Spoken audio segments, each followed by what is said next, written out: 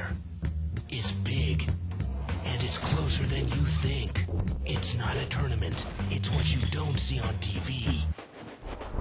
The cash is real. The stakes are high. They bet big. They win big. They lose big. High stakes live action poker.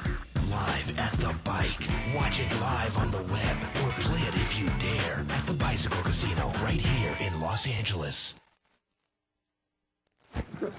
Hello, everyone, and welcome to Live at the Bike, brought to you by the Bicycle Casino in Los Angeles, California, the first and only webcast of real action cash game poker. Happy Halloween. I'm Bart Hansen. Of course, we've got the Tuckster over here. Dave Tuckman, is that your costume? That is my costume. You're an orange man? A pumpkin. A pumpkin? Pumpkin. Oh, I see. Well, tonight we're going to be doing a 300 to 500 no-limit hold'em game. So without further ado, let's get to it. Let's get to the action. Should be a spooky kind of night, huh? Yep. So let's go around and introduce the table. Let's do that. In seat one, we've got Nicole Pepe. Yeah. And Nicole's looking pretty good tonight. Oh, I like she's the always earrings. looking good, Dave. No, that's not true.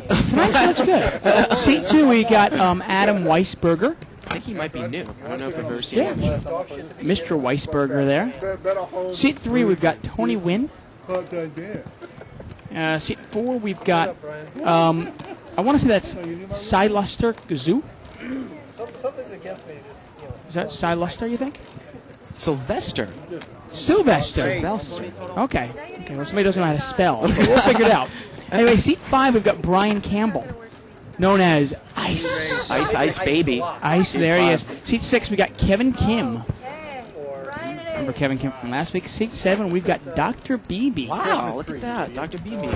And seat eight, we've got Alan Lai. Niagara Falls. What, is he wearing that shirt every time he's on the show? Yeah, he's kind of like me. Man. Seat nine, but I only think he owns one of those shirts. Yeah. And seat nine, we've got Barry. Do not call me Greenstein Woods. Wow, Dave, this is a 3 to 5 game. How does Barry have all that money already? Guess he had been winning before. I guess so. Yeah, it's crazy. But it's weird. I'm pretty sure they pulled him out of another game, but I'm pretty sure they pulled him out of a 500 game. Huh. And I guess none of the players objected for him having those chips at the table. Well, the blinds in this game are 5 and 5. The yellow chips are $5 chips. As Adam hits a set there on the river. Looked like he had him the whole way in seat two. And what I was going to say was that the blinds for this game are 5 and 5. It's really the best game in town in terms of restricted buy-in game day. 3 plus 1, $3 rake plus 1 for the jackpot. Again, in another part of town at a big casino, their 5-10 game is a $400 buy-in. 5 plus 1. Right. $5 rake, $1 jackpot, 5-10, 400 max. Wow. This is 3-5, 5 and 5. The purple chips are $25 chips. I mean, only a moron would play there. Yeah, absolutely. Purple chips are $25 chips, and if you see white chips, they're hundreds. The little blues are $1 totes. It's funny, too. Some people go, oh, it's only an extra $1 or $2 in a hand. Are you kidding me? You realize that $2, I mean, if you were a professional poker player and you played just 30 hours a week, 40 hours a week, you're talking about thousands and thousands of dollars. Actually, we said it's probably, 10 to 15,000 over the course of a year if you played 120 hours of poker a month. I mean, you're talking about $8 or $9 an hour, probably, that extra $2. Oh, yeah, without a doubt. Of course, if you want to follow a live thread that's started on the internet, you can go to 2plus2.com, spelled out, click on forums. World Poker Tour and other televised tournaments, the official Live at the Bike thread for October 31st, Halloween 2005. Button is in seat 8, that's Alan. Small blind is Barry, it's $5. Nicole's big blind, she's also $5. Fresh off of watching the Patriots shellac the Bills last night, Dave. Is that what you call it, shellac? Okay. It was more of a sleeping aid game. Yeah, I actually... Kevin Kim is going to raise here. With Queen Ace. Yes, offsuit, brings it in. Barry calls with King Jack. Yeah, fortunately, I got a week off. The Jets did not lose. The Jets did not lose this week. Right. Well, Barry is drawing live cards. We back to Brian with the preparation ace. Oh, there's the ace. Barry should probably... Yeah, he's not very live anymore. No, he should probably be able to get away from this one pretty easily. Check. Bet. Fold. Betting 30. Yep. He's going to bet $30 with the ace queen.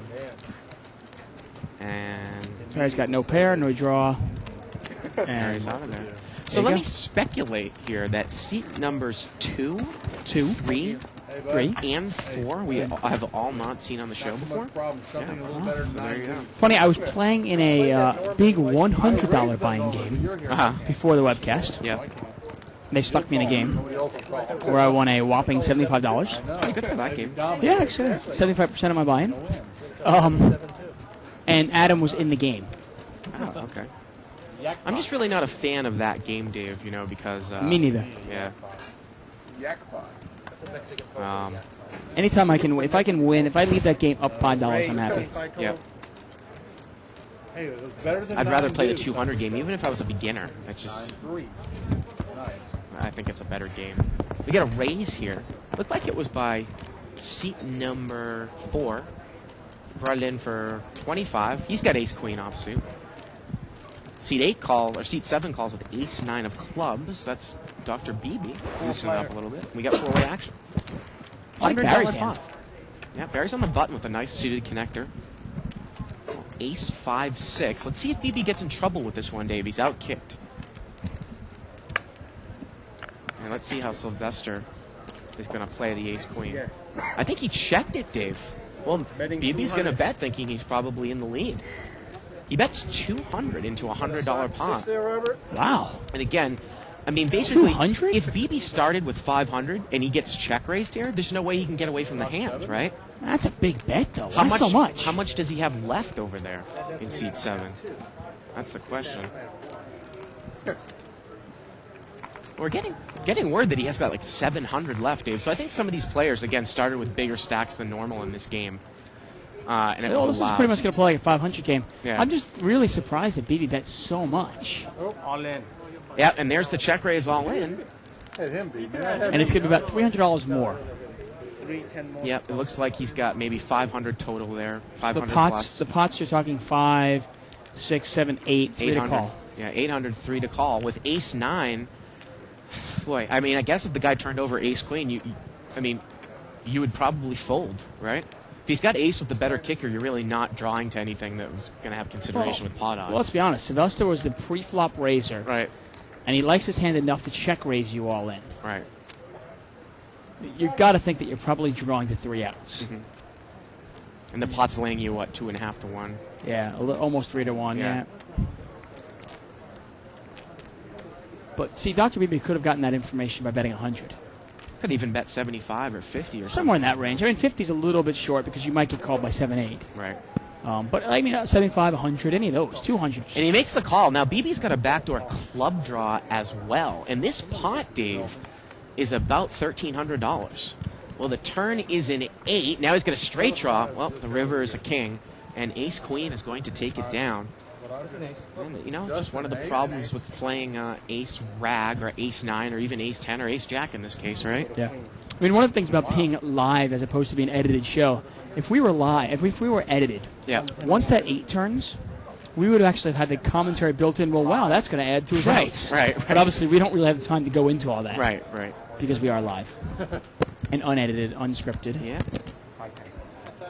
Well, you wonder if Sylvester is familiar with Dr. Beebe. I've seen Dr. Beebe lay down. If Sylvester made a bet on that flop, a pot-sized bet, Beebe lays that down probably more often than not. The Yeah. ace-9, he lays it down. I mean, in that case, that's one of the few times where the check raise really worked well. Yeah. I mean, I've seen him lay down ace-10s in that case.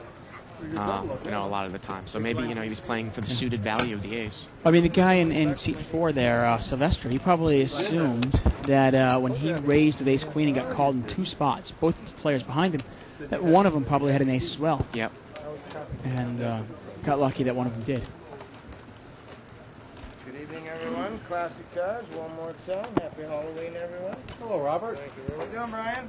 Fine, my friend. How are you today? Chad, ready to And go. I'm curious how Dr. Beebe does in this game. I mean, I actually think this game is probably going to play tougher Tired and ready to go? than his usual $1,000 game. Yeah. Raise, make it 30 total. And Nicole is going to raise here from the button. She's got pocket jack. She's killed this game, Dave. Has she? She's up several thousands of dollars from the few sessions that she's played in this game. You mean on live bike? Yeah, on live at the bike. And Barry Woods is going to call with ace-9 here, so we're heads up. We have any more classic cards here, Brian? King 10-7, one overcard there for the Jacks. Now, Barry's got the ace of spades. So Barry's going to bet. I like the play. Good night, guys. Have a nice He bets 80. Let's see what Nicole does here.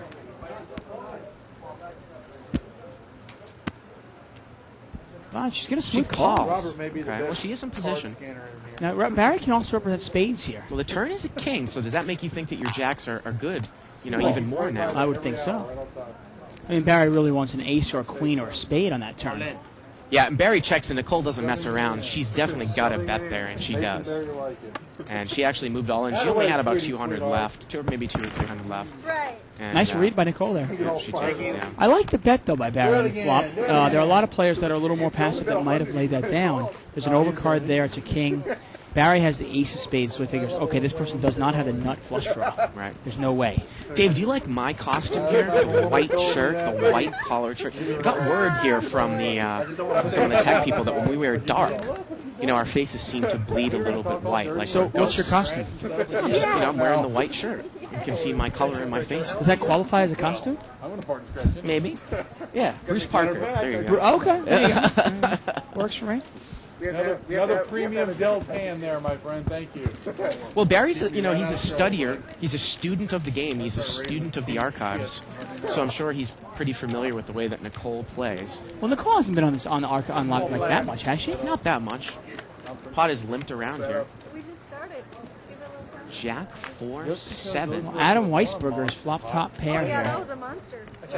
You're allowed to. I think he's on the button, Dave. He's in C2. Yeah. I mean, I could He's have. going to bet. Someone would have called me. Pretty straightforward. Everybody checks to him. He calls. He bets. But look at this, seat 3. He's going to check raise with ace-7. Not out of the ordinary if you put the guy on a position bet. But he's in big trouble. So he's check raised, I believe, to 65 total, so 45 more. Now, this will be interesting. Let's see if Tony can represent. Let's say if a king, a queen, or a spade come out, if he can represent. Adam calls. Well, there's the king. And he's going to bet again. It's harder and harder, but it's only a small bet here, Dave. He bets 50 into about a $120 pot.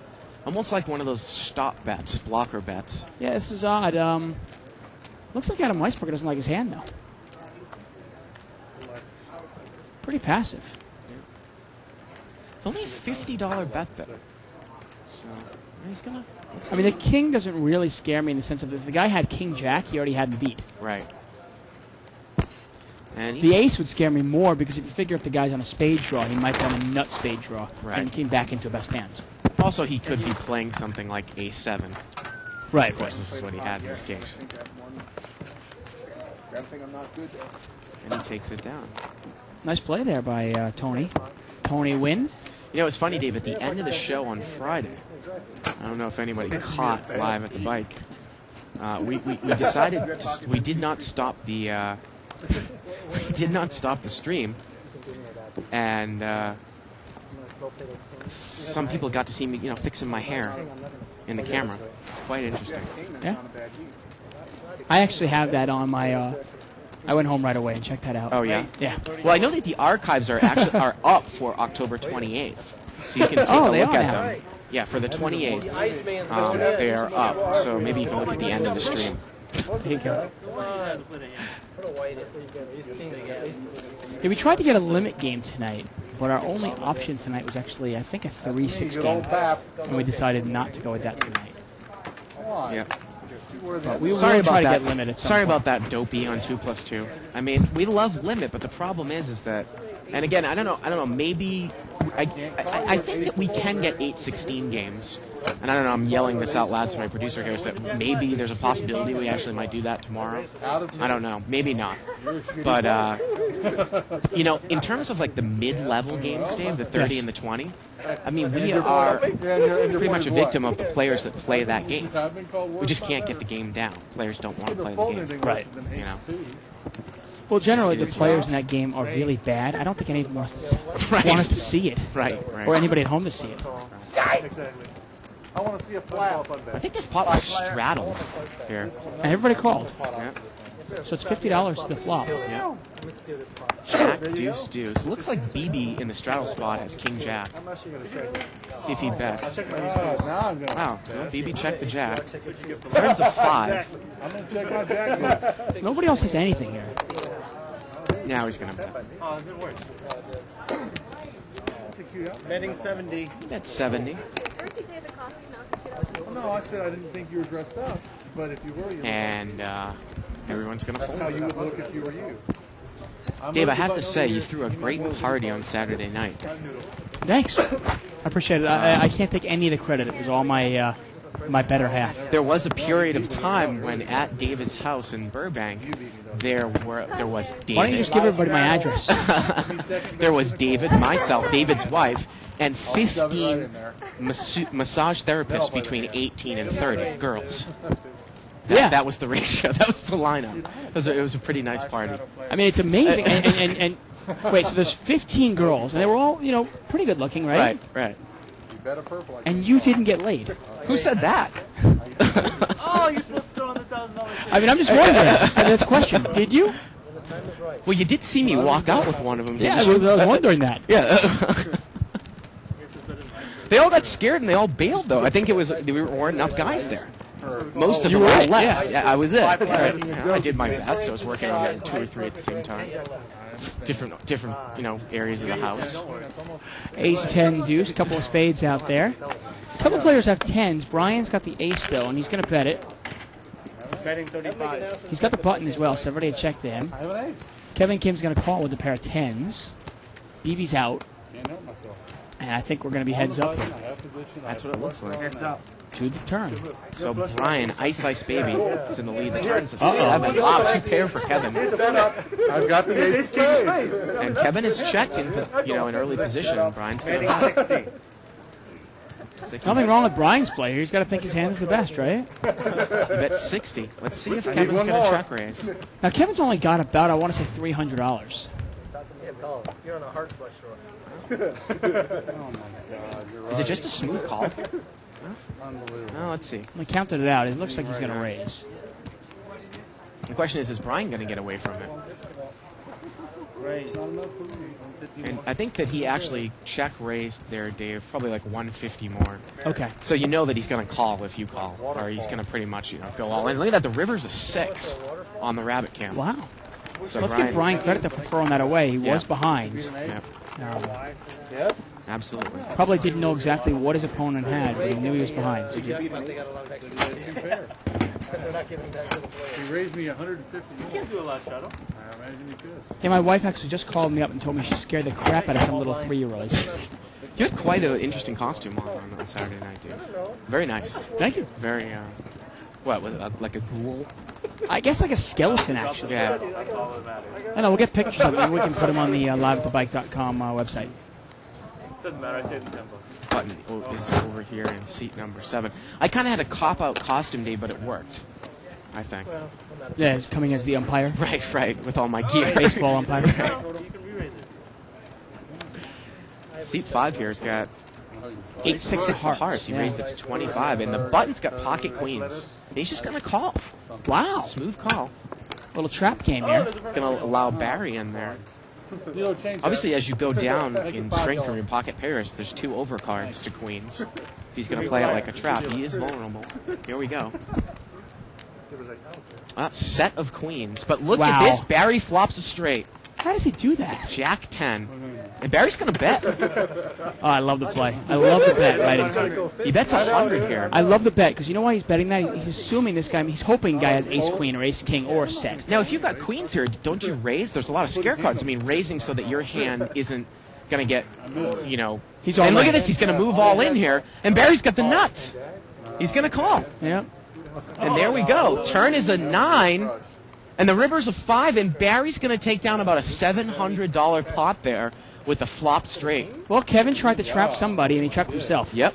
Tried to trap Brian there when Brian raised up $25. Kevin just smooth called on the button with queens, let Barry in there cheap, and Barry risked $25 and he won about, I'd say $700. Yeah. Well, $700 pot that was, so he won about $350. Number 6 playing 400 behind.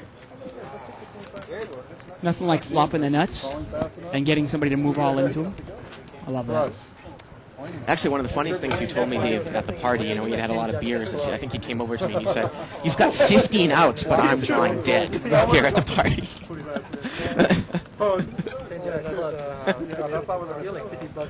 Well, I wasn't actually drawing dead. My wife was there. Right. So I probably had the surest You probably thing. had the nuts. Right, I had the surest thing. Yeah. And I wouldn't trade that sure thing for anything. Right. But, Of course. yes, you clearly were... Just flopping that. And even then, I Brian don't well. think the nuts would hit the table. They would hit him. He'd come close to the old green felt. Prove it. Dr. Beebe raised it up on a button. We don't see his hand. Well, we can see that Barry Woods has got ace-jack, and Barry's dominated because BB's got ace-king. That's on the BlakeXXX.com. Brian's in there, I think, with Queen 10 of diamonds. Prove it. I had to stand real close. Brian's got to call the raise, and the raise is up to $40. Almost crouched down. Barry calls. Let's see if Brian calls $40. All right, I call. And Brian is going to call. I don't know if I would have called the ace-jack offsuit against... BB is raising in late position, but maybe you throw a re-raise in there if you want to play. Hand didn't want to let go. BB's pretty tight. Problem with Beebe, though, is if Beebe misses, he's not going to bet it. I don't mind playing versus Beebe. And look at this, Barry picks up top pair. Yeah. And Brian's open-ended with What's the the queen word, 10. Brian? Now, there are two hearts out there. Let's see if that slows down Brian a little. 100. He's going to bet $100 into $120 pot. So the pot's now $220, $100 to call. Well, Barry's playing it a little more straightforward in the smaller game, huh? Oh, you shouldn't have. There's not that much in the pot. Sure is. And like you said, Dave, this in essence plays like a 30 times $500 three. game with small blinds. Oh, definitely. Yeah. Plus the blind, 95. Especially with all these chips on the back. I mean, look at Brian's stack. He's got purples, yellows, and then a little small stack of whites on top of the whole thing. Yep.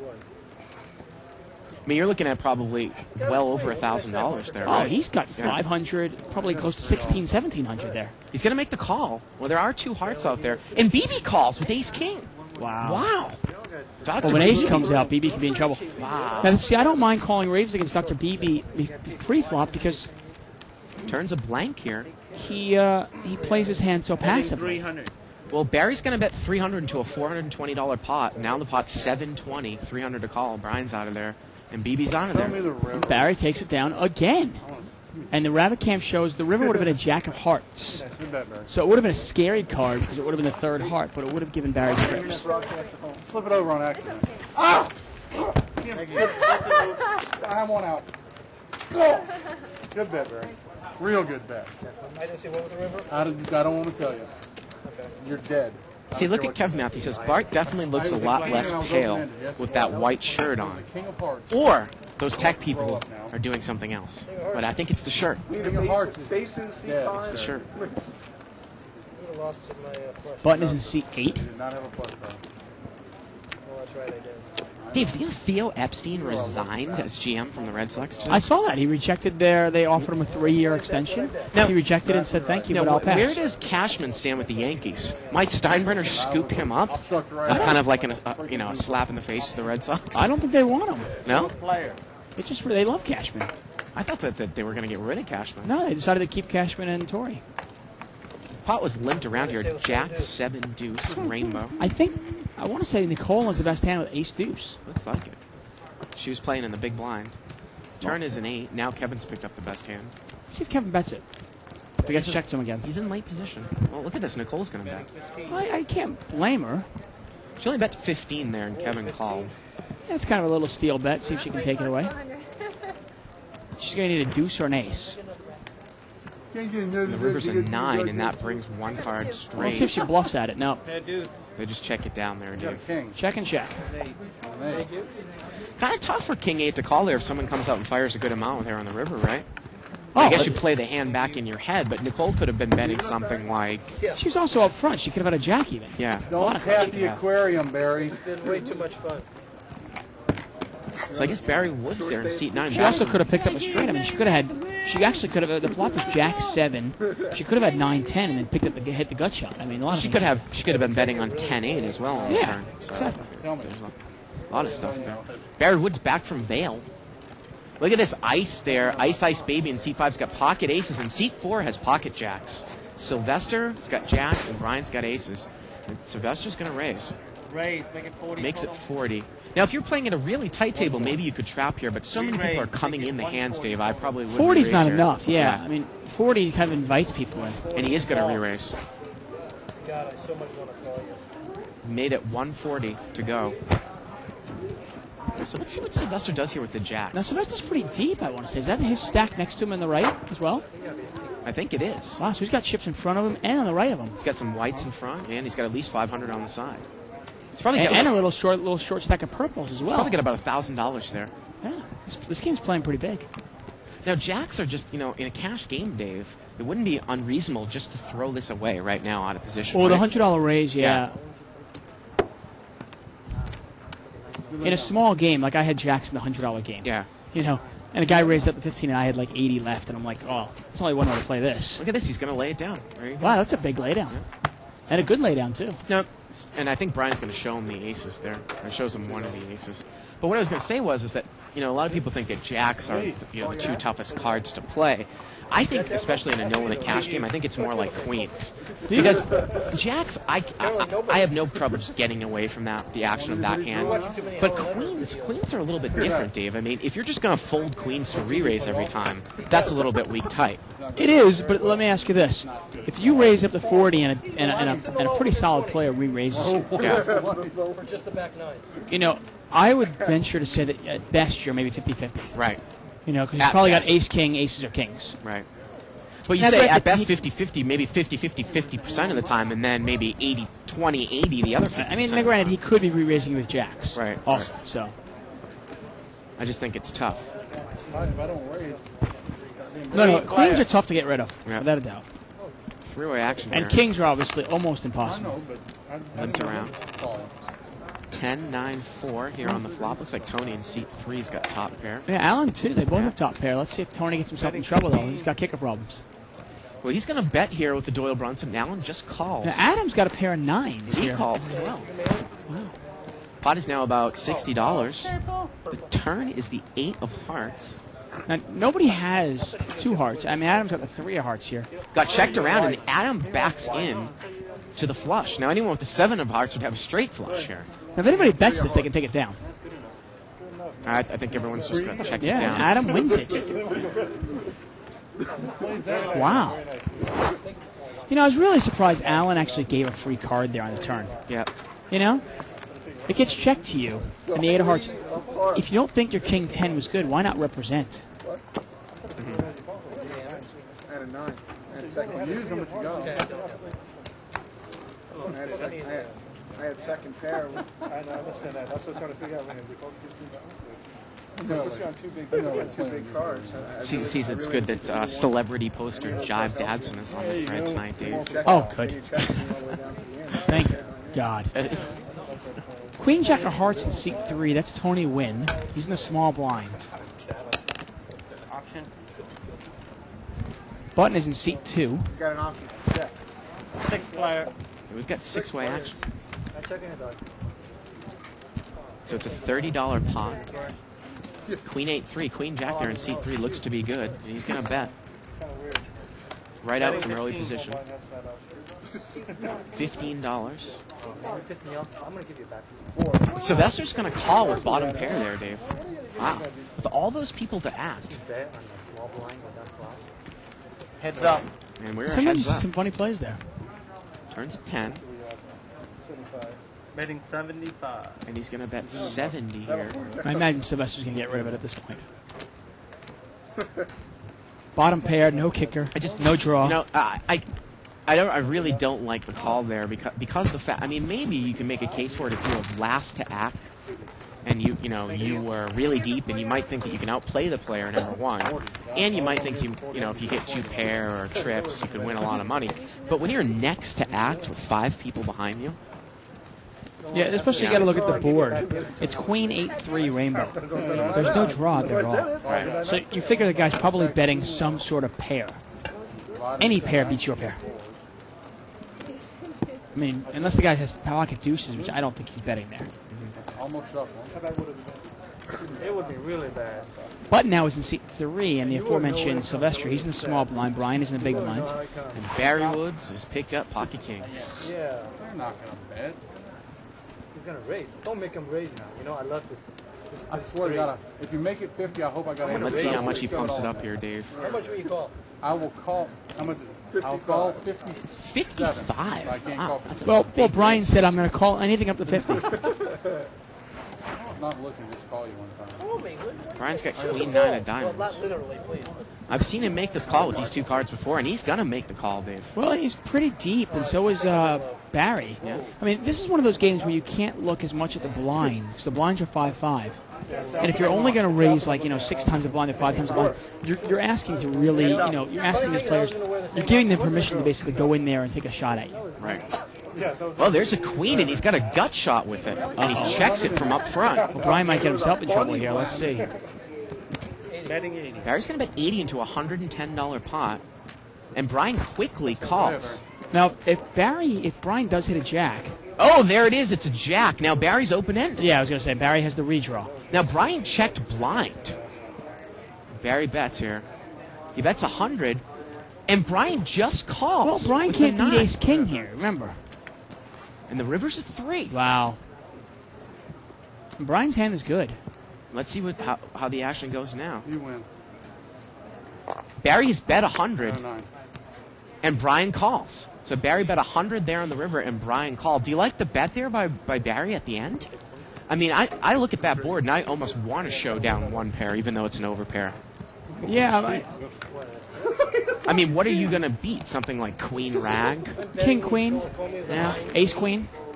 You bet 55. You made 100. And that's the only hand you can really beat, Yeah. obviously. You got it.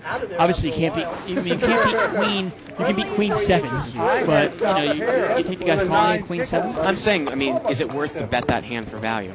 I mean, he was. I mean, he got checked to him. I have to agree with you. I guess I probably would have checked it down as well. Yeah. They only bet 100, so. Small blind, sir. I like the way Brian played it in the sense of, I mean, you certainly can't raise that. Lucky Barry. You know that. Because of Ace King. I don't get Yeah, it was specifically ace king. Yeah. 100. Somebody raises and it's 10 jack queen on the board. You've got to be aware that the player might have ace Top pair king. of a 9 damn kicker. Top pair of this. You just had an overpair. That's all. A measly overpair. Of course, if you want to sign up for the archives, there's this gentleman here that keeps emailing us. Right. Tarji. You can go to liveatthebike.com. In the upper left-hand corner of the screen is the archives banner. It says on demand and archives right in the upper left-hand corner. Very simple. So check it out. $14.95 a month gets you all the saved action, plus an instructional DVD from Howard Letterman. Now we got a raise here by Kevin. King Queen suited, and he picks up top pair here. And I think Barry here is open-ended. Yep, he is. Betting 50. And so is Dr. Beebe. BB's going to smooth call, $50 bet. And Barry's going to I call. didn't think I had any more, though. A lot of cards Kevin's got to dodge here. Pot's about 220 now. Well, Turns a 5. that was and one of them. Yep, and there's Barry straight. Oh, wow, and Kevin's going to bet probably. He's not going to be able to get away from it if Barry puts them all in. He only has about 150 left. Looks like he bet 150 there. Betting 200. You bet 200, and Barry Barry's raised going to it. move all in. And Kevin is going to make the call there. And again, we're looking at about an $800 pot. The river's 3, and Barry takes it down with the Yeah, straight. Kevin was drawing dead there Yeah. on the river. Jesus Christ. And Barry wins another pot. Yep, Man, Ran the guy off. there you go. Thank you. Now, sometimes it's interesting. You take some of that money off. With the stacks this deep and the blinds so small, yeah. you don't really need to play any hands, do you? I mean, this can be actually conducive to an extremely tight game, like we saw one of the Wednesdays when it was 25-50. But it hasn't really been playing like that. Well, no, I mean, because what I was trying to say before, and I stumbled upon it terribly, was if you're just raising based on the blind size in a game like this, you can get yourself in trouble. Yeah. Because the blinds are only 5-5, but in Barry's case, he's got like $2,500 behind him, and seat 5, Brian's got probably close to $1,800 or $2,000. About a raise you wouldn't call. If you're only going to raise it up, say 4 times the blind, get $20 or $25 with your pocket aces, but you're inviting players in to try to snap you off Right. and break you. Make you play it down. I mean, yeah, Barry made it 55 to go with his kings, and Brian still came in. Ace 10-9 here. 5-way I just action. slaughtered you, buddy. Adams That's all you open-ended. need to know. Seat 2. Junior. Cole's got second pair. Got checked around. The turn's a 4. You'll never get Now let's see if another Nicole quarter. bets. He's going to bet 15 here again. Pot was $25. Again, kind of a small bet. It's a little find out, see where she's at. Now, Adam just called there, Dave. You know, if he had raised, he probably would have taken it down. He's a little bit of a passive player. And the river is a 5. He doesn't get there. Well, it's the third diamond, so let's see if he uses it as a bluff card if Nicole checks. Yep, he's going to bet. There you go. Great bet there on the river. 5 of diamonds. Why not? If you're on a straight draw, use a flush also Nice to play bluff by with Adam. it. Got another email here from from Stefan Sturm from Germany.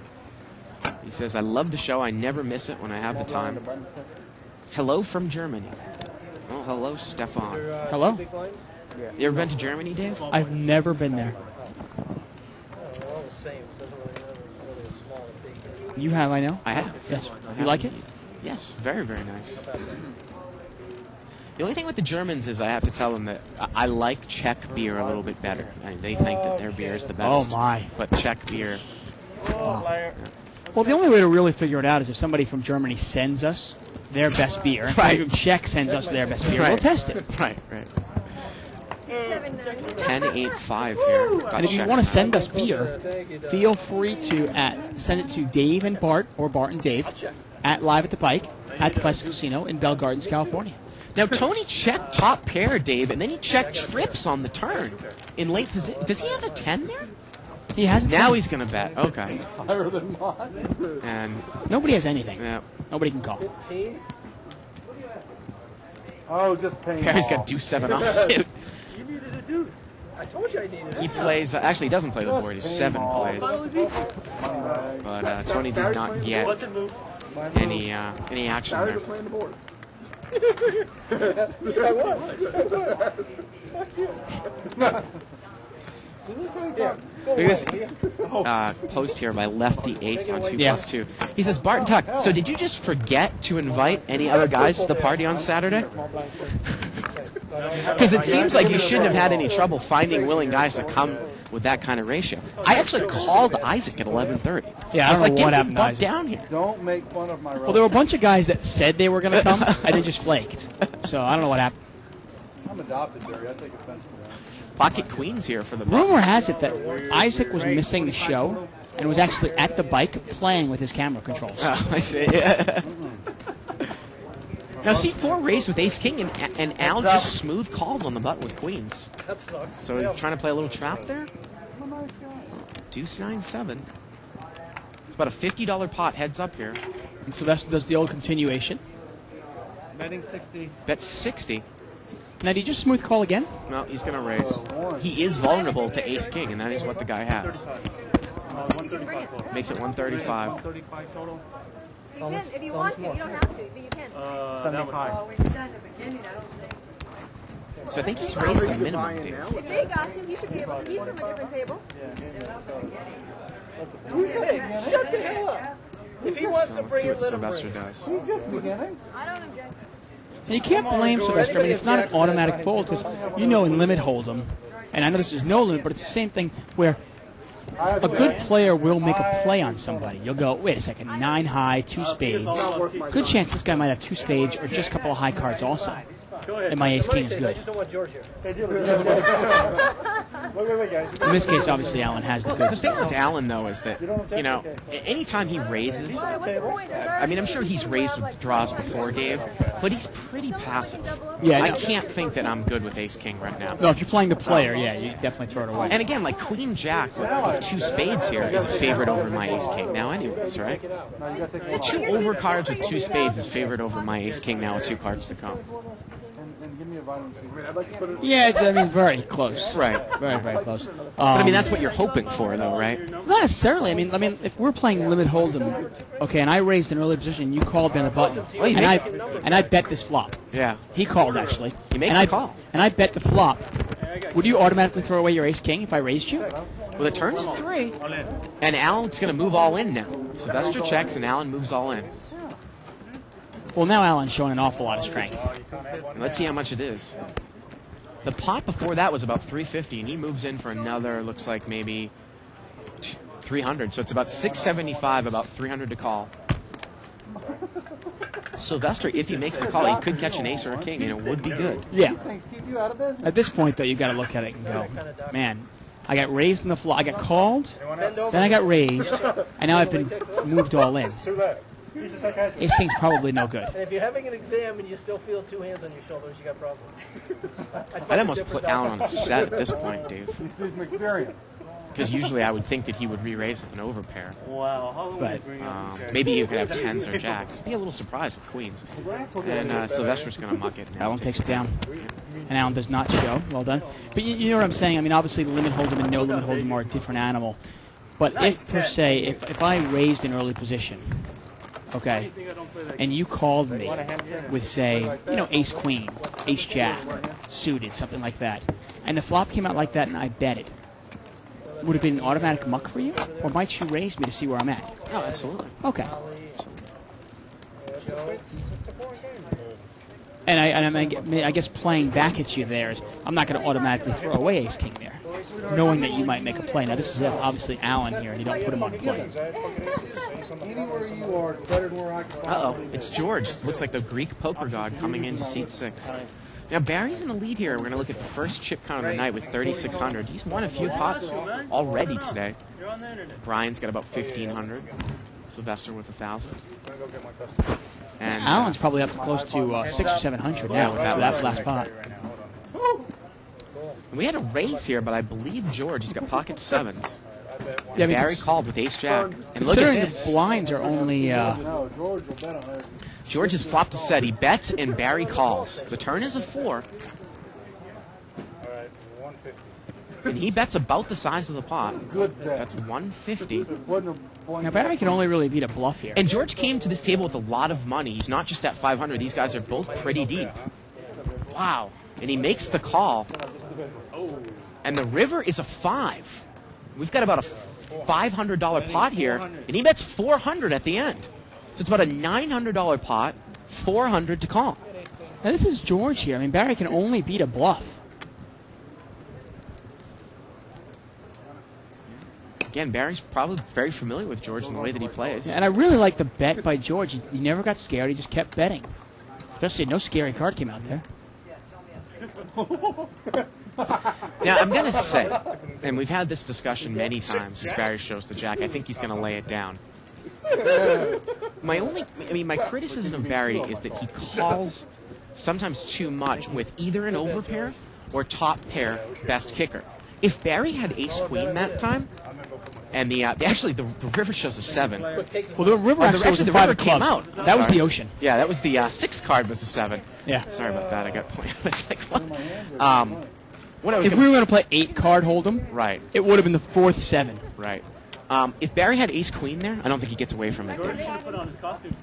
But the thing is that we talk about it sometimes too. That in some of the big games that we have on the show, the 1,000 and the 5,000, it might necessarily not be incorrect to always call with an overpair or top pair top kicker. He seems to have been winning with it. Yeah.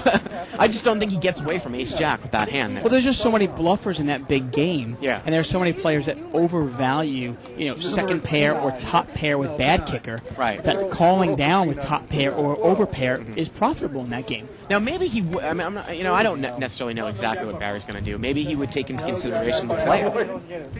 Right. But But in that case, he could only beat a bluff. right. Yeah, with ace jack, it was pretty easy lay down. Now we got ace king here for Brian and aces for Allen. And Allen's going to raise. And Brian just limped, so might he pull the limp re-raise here with the ace king? Brian's game has really improved. We saw him a while ago, and I really didn't think much of his game, but over the last couple of weeks or last months, his game has definitely improved. Now Sylvester's got pocket 7s here in the big blind. Well, he's not going to play. And Brian, look at that. George pulled up a costume there. The afro and the tie-dye shirt. There you go. The Greek poker guard getting in the Greek poker guard getting in the spirit.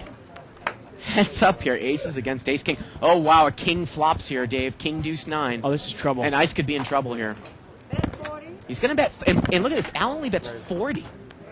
And Brian's going to check raise. Well, and can you blame him? He's going to make it 140 to Now, go. Allen's got the ace of diamonds as well, so he's in really good shape So it's a here. $100 check raise here. And let's see what Al does here. I think he's going to... Is he going to re-raise? I'm all in on.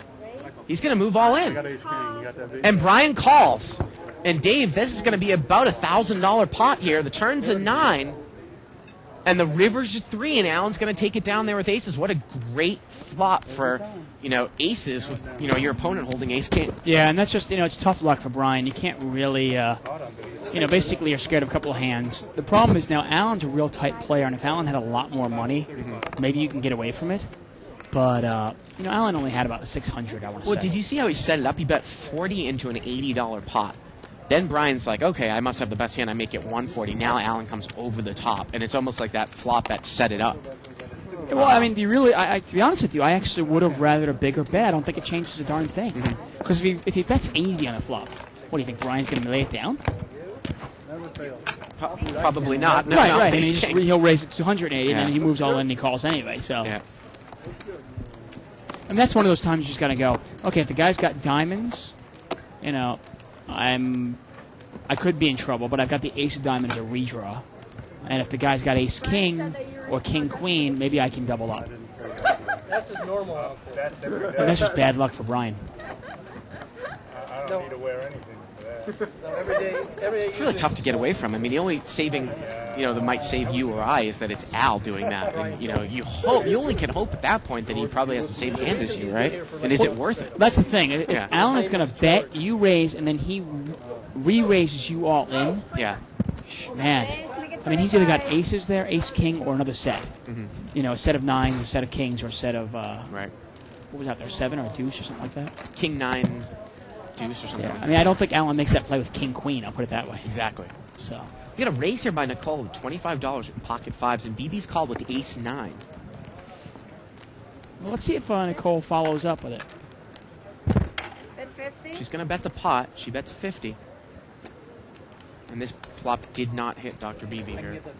And this is how to me, that's the best way to play Dr. Beebe. Get him to put some money in pre-flop without a premium hand, and then he'll usually lay it down on the flop if he doesn't hit. I mean, and when you say hit, I mean hit big. Right. I mean, we've seen him lay down even if an ace flops there. Oh, absolutely. I've seen that a lot. Once again, we're live at the bike, folks. It's Halloween. I'm David Tuckman. I'm here with Bart Hansen. Hope you're having a nice, fun. Is Halloween like a global holiday? Not really. It's pretty much an American, isn't it? No, isn't it a pagan holiday? Like, that's where it got its origination from. But I mean, do they celebrate it elsewhere in the world? Like, like trick-or-treating and stuff? Yeah. I don't know. Parties? Good question. Sure. I was actually never in Europe during Halloween. I mean, they didn't do. I know we didn't do much. I was in England one Halloween. Yeah. We didn't do anything really. Now, We Nicole's- drank without saying Well, every day. that's the same thing as everything. Yeah. Nicole is raised here with pocket aces. And I don't think she's going to get called by anybody. She made it 50 to go.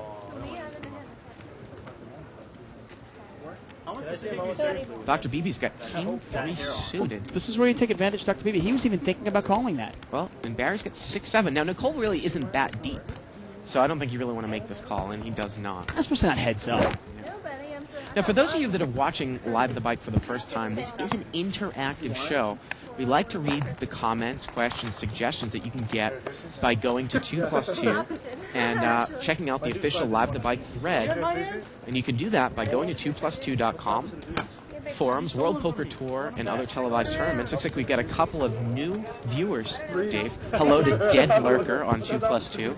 And hello to What's the opposite of the lowest? Thanks. I appreciate Behemoth that. 2006 on 2+2. Behemoth 2006. Pocket aces are fair ones. Cool. There you go. It was 9-7 suited. That's the opposite. It's my favorite. Yeah, but pocket aces are fair ones, though. If you have any questions, also you can also email us at liveatthebike.com. That's right. We do read them, and we do usually comment on them. So do you have a Halloween party to go to after the webcast tonight? No, not really. No. No, unfortunately not. Queen, Queen 5 here. A couple diamonds. Brian's got a flush draw. Third queen. That doesn't... Let's see if Barry bets this with a king high. And he is going to bet it. Usually chasing flushes with 3 of a kind on board is not the best thing to do. And Yeah. Ryan wisely lays it down. They're pretty much in raise or fold mode there. Yeah. I mean, granted, if any of them raised it, they'd probably take it down. Yeah. Yeah, I threw the damn thing away, dude. That's why I'm willing to guarantee it. Whatever he wants to bet, I guarantee it. Small blind, big blind.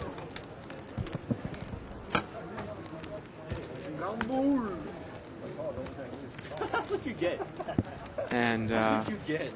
I was actually going to wear my Pooh costume today. I have a Winnie the Pooh costume that I bought about 5 years ago. It's a great it's a great costume. Whenever I don't have one, I can just slip into it. But I thought it might be a little hot, so I think my wife is actually going to be Pooh tonight. ah. Do you have a Halloween party you're going to? I don't. Raise, make it 25. I'm actually going to hit the tables after the webcast tonight. Ah, C2's going to make it 25 to go here. Can you let me raise or they're going to scare me on flop? And we got a bunch of callers. You want 6 callers, sir? Barry there with a suited ace. More than merrier. So here we go. $150 pot, right? Yeah, 6-9 jack, couple of hearts. Alan's got a flush draw. BB's got top pair. And we got a set there for Sylvester in seat 4. Let's see if BB gets in trouble here. He's got top pair, not much of a kicker. Sylvester's going to bet right into the set. He bets 50. Kind of a small bet for that pot size. Now, was it raised pre-flop? Yeah, it was to 25, I believe. Wow, okay. So we're And talking I think about it was by Sylvester as well. Actually, it was by seat 3, excuse me. 3 player. who's now out of the hand Yeah. already. And he's going to get called in 2 spots, so 3-way action, $300 pot. Well, the turn is an 8. It now gives Alan an open-ended straight draw with this flush draw. Now there was a player in there, I believe it was seat 3, actually, Tony, who had 8-9. That would have been interesting. And we have a bet here, I believe. Look at this. Alan's going to put in that little stomp bet. He's going to bet $125 here. Well, his hand is really strong here. I mean, he's got flush draw, he's got open-ended straight draw. Now, he can't. If a 10 comes out, he can't like it, though. Now, it's a $425 pot. And the set is just going to call, and BB calls with top pair and a gut shot. Wow. Pot is now about 775, right? Yeah. You pick? And the river is an 8, and Sylvester fills up. Time to value bet. Wow. And that was actually Brian's hand, and Brian was the player who had 8-9. Wow. Again, like you said, it's about a $750 pot here on the river. And it's been checked to Sylvester. I think you have to bet this. Of course. How much can you extract? You hope someone has a weak jack, and BB does. You don't even care if somebody has 2 pair, jacks and 9s. Right. And he's going to bet. Gosh, somebody can have 10-7, have a straight here. He bets $250 here, Dave, making the pot about $1,000. $250, and BB gets away from it. Wow. I'll play with you. Wow. I'll play with you. Now, he was open-ended as well when the 8 came. Oh, that's kept right. him You're in right. Yeah, he had the open with the top. I'll take 4. And only a $250 pot bet, and BB throws it away. Yeah, with the jack 10. I had the same hand. I had the different hand before. And it almost I don't know. I got to tell you, I think I make that call with jack 10 at the end. I mean, Sylvester did bet the flop, but when Al just bet in the turn, he just called. I mean, could he be betting a busted flush draw? 1 out of 4 times at the end there, or some sort of busted draw? He would only need to be right 1 out of 4 times when he makes that. Right. Now, type of Alan bet. has the flush draw, but BB doesn't know that. Right. Problem with BB, though, is Alan's behind him. That's right. It's a good. So point, yeah. it's tough to, what's Alan going to do behind me? 30. That's right. Yeah, and Alan did show strength on the turn, so that's probably has a lot to do with Yeah. the reason why he folded. Ace-Jack here for Tony winning seat 3. And he raises it up to $30. And George is going to call with a dominated hand. He's got King-Jack offsuit on the button. He's got position, though. Heads up. See if a jack flops here. Now, what happens here when everybody misses?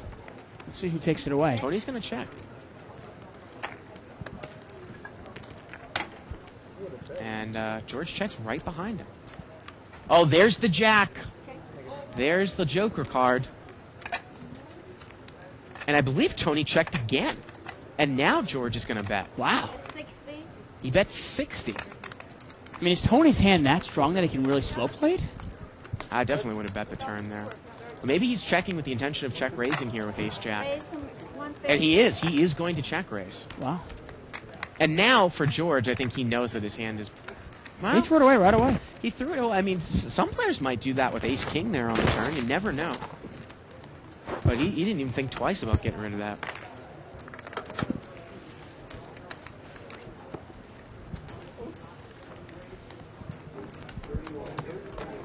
Button moves over there to seat number 7. We're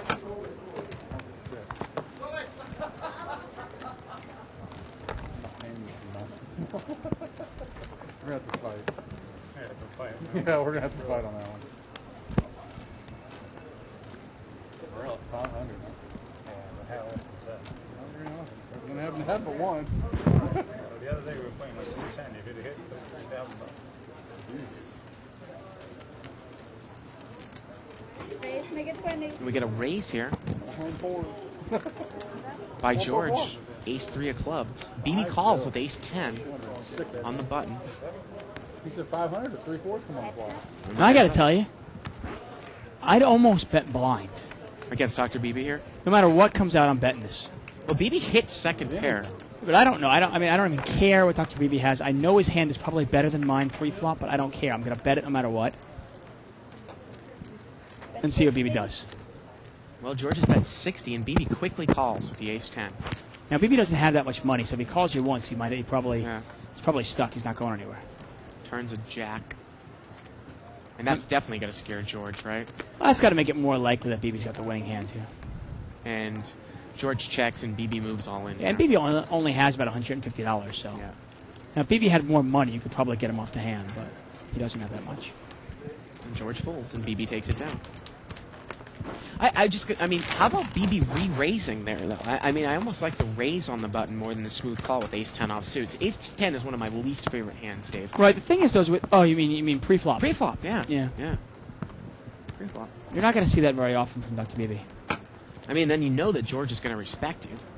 And he's probably going to, he might even lay something like ace jack down or something like that. Well, BB you know? puts himself in a position where he has to hit the flop. Yeah. Because if you're George, you're going to bet the flop no matter what. You're going to bet it blind, pretty much. And if BB misses, he's going to fold. Now, the only thing about Brian in seat 5, his nickname is Ice. I think he gave himself that nickname, Dave. Yeah, he did. He did. You can't give much credit to a nickname where, self-appointed nickname. I mean, there are a lot of nicknames that I'd like to give myself, but they never stick. We have a raise here by, I believe it was, BB with 5-3 of clubs. Wow. Mixing it up. He gets called in 3 spots. And the flop comes out 9-9-4. Now, he's in position. I mean, Alan's right behind him, but he's pretty much got position on No, everybody. it's not 200. Let's see if he bets it, represents. Christ almighty. Because he can win this pot if he bets I it. got a 4 though. And he is going to bet, Dave. And this is something that he's pretty good at. Remember, in his early days, he never used to do this. We would never raise it with 5-3, but at least he's continuing. He bets about half the size of the pot. I want to say he either made it 20 or 25 pre-flop. Yeah, and I don't think anybody can call him. No, it doesn't look like it. I mean, Sylvester's the one guy that he wants to call. Right. Please call me with deuce 3 of hearts. Is that really $100? Yeah, there you go. We're not gonna Take see it down, BB. Like you said, it's almost like one of those mini raises in position. I think he made it 25 pre-flop. So the pot was 100, and he only risked 50. No, you're not. And he won the 100. Right. There. And the reason I like that, and we were talking about that, the reason I like that is, if you don't raise pre-flop and you limp in, first of all, when you raise pre-flop, people kind of mark you as, this guy's got a real hand. Right. So if everybody else misses, there's a good chance that you can take it down without hitting your hand. And by putting a little mini raise in there, it puts you in a spot where you don't have to bet the pot to take it down. Right.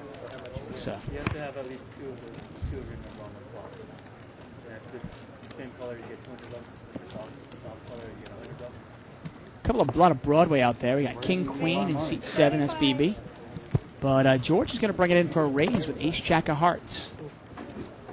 Makes it $35 to go. And BB calls there with King Queen off suit. And Brian's going to call Ace 6 of Hearts. Yep. So if hearts come, Brian's in trouble. Uh-oh. Look at this heart draw. George picks up top pair with the flush draw. Ace King Wow. 3, 2 hearts. Now BB's got the Queen of Hearts. George is going to bet here. That's just a monster flop for ace jack of hearts, huh? BB gets away from it right away. $75 bet. Oh, if And- a heart comes out Yep. here, Brian calls. Brian could be in a lot of trouble. Pretty deep there. About $180 pot here going to the turn. It's an ace. Look at this. George's got trip aces with the nut flush Man, draw. George's got this thing dominated. Yep. Wow. Let's see how much he bets now. You almost, He only bets 100. Yeah, he's under betting the pot. well, you there, almost dude. want Brian. I mean, if you knew what Brian had, because you're looking at the thing going, well, there's no straight draw out there. If he's on a flush draw, I got him covered. Right. I mean, Yeah, and he makes the call. oh man, come on, Hart. And the river's a heart. There it is. There's the flush. The board is paired, so I'm kind of wondering what's going to happen here. But look at this. Brian's going to bet 250 right into it, Dave. Played it like he has a flush draw, and he does have a flush draw. And George is going to check his cards and look at them. Wonder if you're going to call. Well, that's What is he? Has he moved all in here? no. He's showing. and now he's going to Who'd you call. win? I have the same. Oh, he's just man. going to call? Well, the problem is if the guy who's calling me with an ace, the guy who's calling me with an ace and he Takes caught a down a- 7, it's a full house. Takes down about 900 or The $1,000 ace on the pot. turn kind of killed the action. You know what actually ended up happening there was that Brian bet the turn, and then George picked up his cards, which you're allowed to do in a cash game. He bet the river, right. Excuse me, bet the river. Picked up his cards, showed them to Brian, and then just called. But it looked like from Brian's reaction, it was almost like, I mean, you're giving yourself the information away because now he knows when you can't raise him Well, because there's Brian- no value in raising, right? Yeah, but I don't mind Brian's play. I mean, by George, yeah. I mean, he definitely could have made more money on that, right? Raise, make it Raise for 50. Yeah, value it's at the end. it's a dangerous raise, though. I mean, it's Right. easy for us to say, Bart, but you got to look at it and go, the board is paired, right? I've got hearts. What is this guy calling me with? Then the turn brings another ace, and he calls again. What do you put him on? But remember, it's that less likely that he's got ace-7 because you've got one of the aces as well. Okay, well, it's that less likely that the guy has hearts because I have hearts. What are you putting him on? Right, but hearts are more likely to come there than someone else having an ace-7 when I've got the third Guy ace could have a in my set of hand. sevens, a set of threes, a set of kings. I just think that we would have heard from him earlier in the hand. if Not that was the necessarily. case. Once another ace comes out there, I almost want the guy in there. Let him catch his hearts. I don't know. I mean, I got to disagree with you on that. I mean, you have to be at least aware of the fact that your opponent might have a full house there. Well, Allen has the nut flush draw here. Did not bet the flop. He's picked up a straight draw now. And I believe Bet 100. Sylvester, who did not bet the flop with the overpair, Dave. He checked the flop, I guess intending to check raise. Did not get anybody to bet. Well, Sylvester check raised last time when he had ace queen. Remember, Right. he likes to check raise with his big hands. I don't necessarily know if that's the type of flop that I'm going to check there. Yeah, Jack 10, 6, 2 spades. That's scary. Yeah. No, but you bring up a good point, which a lot of people don't realize when they start to get into no limit. I love to value bet in limit all the time because if you get check raised, in limit, it's a no-brainer because to if you raise it. because if you get check raised in limit, it's only one extra bet. But when you actually go to value raise the river in position in no limit and you don't have the nuts, you have to take that into consideration. Well, you also, I mean, Brian bet into me. And think about it. Okay, the flop comes out ace with 2 hearts. I bet, I got the board dominated, right? I Right. bet my opponent calls me. What might my opponent have? Got to start thinking of all the possibilities that he has. Then the turn comes out an ace. He checks to me. I bet another $100. He still calls me. Now the river comes out a 7 and it's a heart. And he bets right into me. Man, I mean, what does the guy have? I got to put him. I mean, for me to raise there, I had to put him specifically on hearts. Check. Well, 2 people have a flush draw here again. King, Jack, Deuce was limped around. Turns a 7. Looks like it's going to get checked around again here. Oh, now. Seat number 3 is going to lead out here with the diamond draw. Are both of those yours? Brian calls. with Yeah, he's the also got a diamond draw. gut shot, Tony. A 10 would bring him a straight. Gets up. And Brian's in really bad shape. He needs a 4 or a 3. It's a queen. Or he needs to bet. Well, Tony checked, and Brian's going to bet with his busted diamond draw, and Tony can't call. No. Nice There play you by go. Brian there. Now, the only other issue, though, going back to that hand, if we can take a look at Brian's stack of what it was, it looks like he has maybe $700 there, Dave, or so. So what I'm saying is that if he bets into me, and let's say he only has $700, I might be willing to move that $700. He's got more than that. He's got white chips too there. Oh, so okay, so it's got about about 1,000. But the point is that stack size consideration has to come into play on the river. If he only has 400 when he bets 200 into me, I'm going to take that chance. Fine, I'll move him in. Right, but what's he going to call me with? If I raise? Obviously, a lower heart, a lower heart. What else? I mean, that's what you put the guy Right. on. What else is he going to call me with though?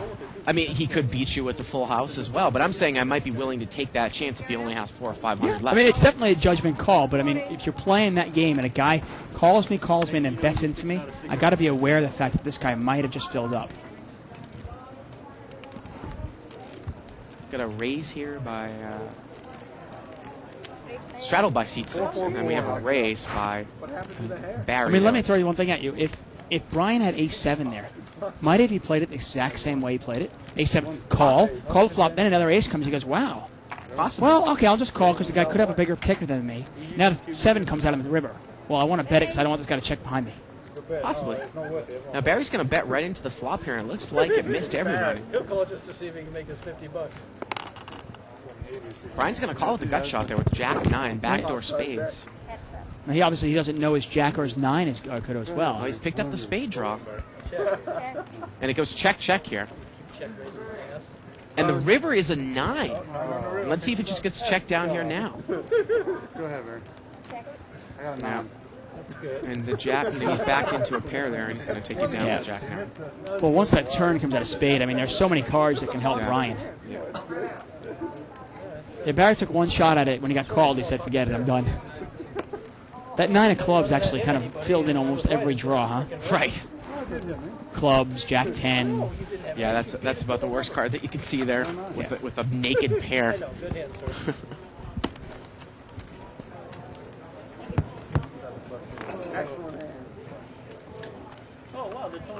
We were actually drinking some hard cider, Dave, which actually Blackthorn. in England you don't really drink because it's kind of a sissy drink.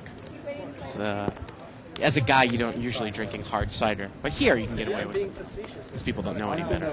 I don't really care what people think. I drink what tastes good. If it tastes good, I drink it. Blackthorn cider, Strongbow. I didn't like you so much. You had a different kind there too, right? Kellyan's or something like that. I had a I want to say Mangers or Mangling. It's an Irish cider actually. I forgot the darn name of it though. I keep saying if anyone's ever had K cider from Australia, the stuff's about 9% alcohol. Goes right down like apple juice. Normally, if that was Barry, I would have called. George is going to raise the pocket 6s and take it down. Yeah.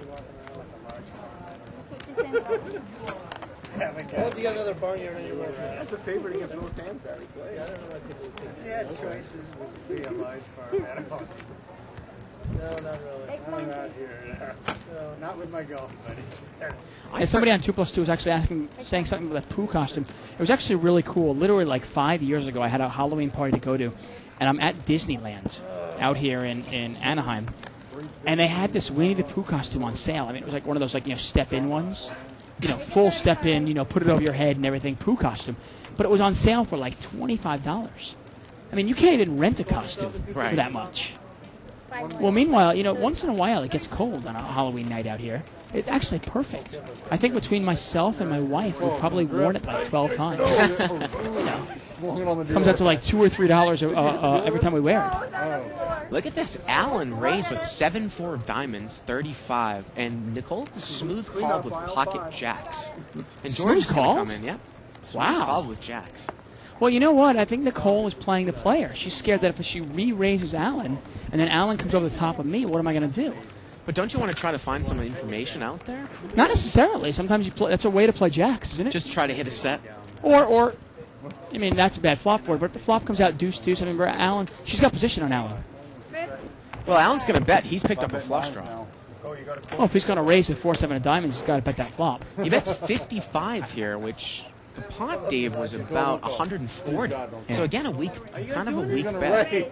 I mean, Nicole's going to raise. Yeah, and I like the play. Yeah. Nicole is she's somebody who prides herself on playing good post flop, and I don't think she wants to expose herself to too much risk pre-flop, unless she's got aces, kings. Kind of like the Phil Hellmuth-esque style school of thought.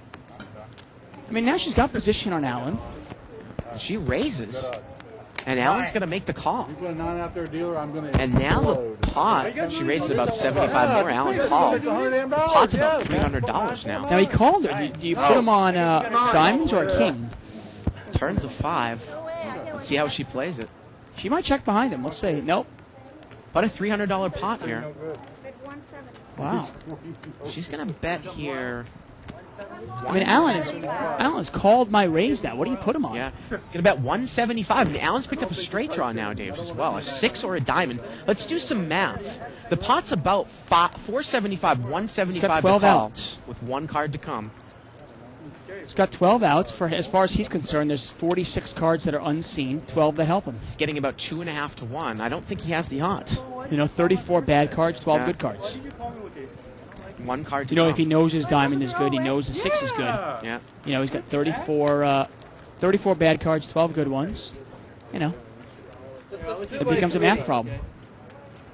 And like I And said, there also becomes are there any implied odds?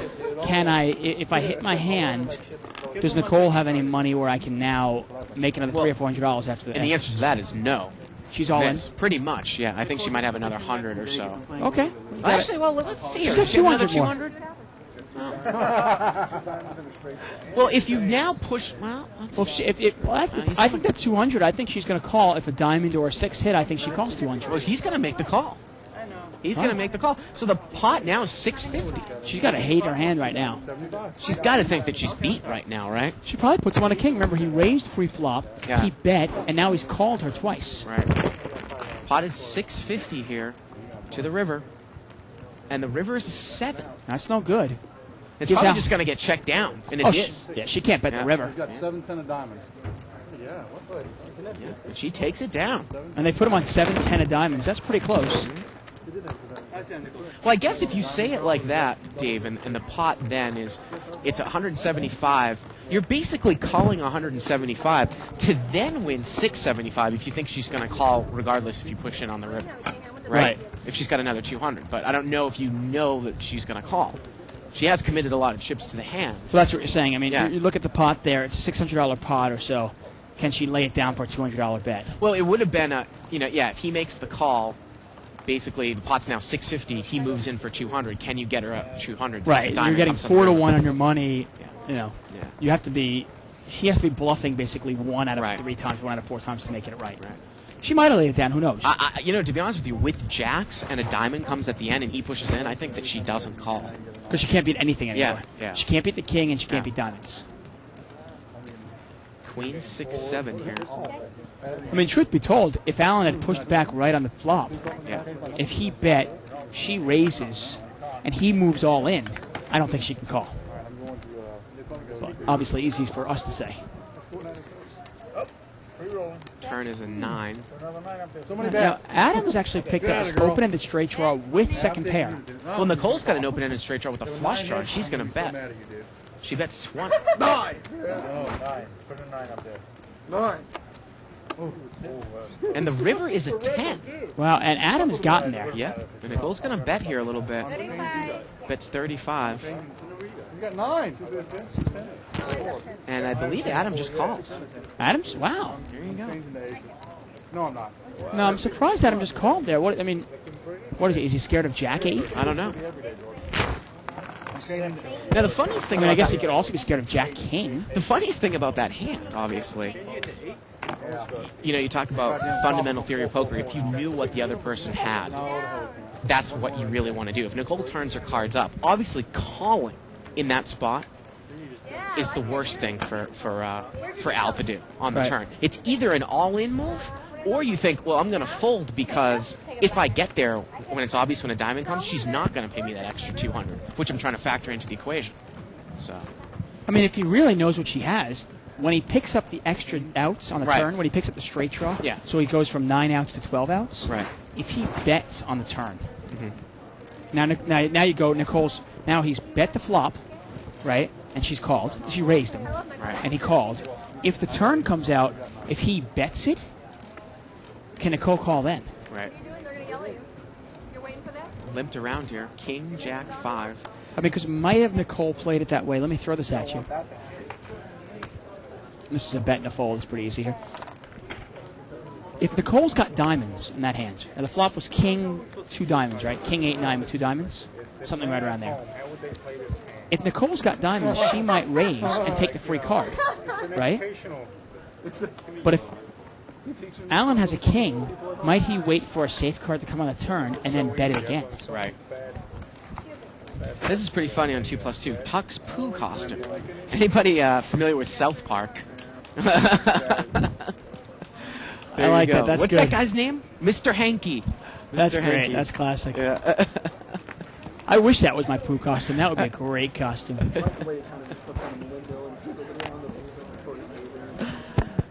Brian here, ice and C5's got ace king of diamonds. He just limps in Really? Wow.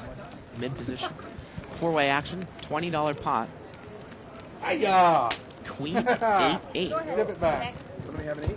I got I mean, 8. Alan's got a $100 gut shot straight draw here, but everybody's missed this, Nice change. and it gets checked around. Turns a 4. Well, Adam's got 2 pair now, seat 2. And it gets checked around again. And the river's a 9, and there's the straight for Al. Yeah, and nobody else has got anything now. So. Yeah. I mean, Adam's got a pair of 4s, so. And he bets, and Make it 50. 50? might Brian ever call here with ace king, Dave? If Adam folds?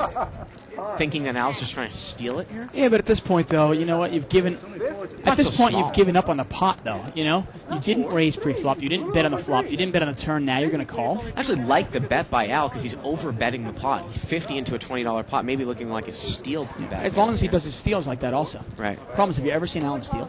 No. No, I'm not. Look at it. He's got the DKNY On shirt, Money Exchange. Money Exchange hat, But he's been in this outfit, many, many times before. Mr. Fashion. George says you should have called. No, he said he would have called. I had a 4. He said he would have called. That's different. George. I had a very weak 4. I would have won, right? It's one of the few Monday nights that I'm not sad about missing Monday Night Football. 14.95 that. Tonight's game, it's Pittsburgh Steelers versus the Baltimore Ravens. It's really. I mean, Those AFC North matchups. yeah, the final score might be 13-3. Yeah. I mean, I'm thinking 13-3 or maybe 17-7. The question is, could it be any more boring than the Buffalo-New England game last night? Well, at least the Buffalo New England had an exciting fourth quarter. Right. Ace King suited this time for George, and he's going to raise it up Looks like he's going and to take takes it down. I don't some nines coming up. I was just hoping you were weaker with 2. There you go. Is that a butter knife for See, I'm not a big fan of limping in. Some people like to limp in with Ace King suited to get, hey, I want to play it tricky. The problem is, as you play it tricky, you get somebody in there with Ace 3 and the flop comes out like Ace 6-3 and you can't get away from it. Yeah. End up losing $600 on a pot. Look at this. We got an email here from a Belgian.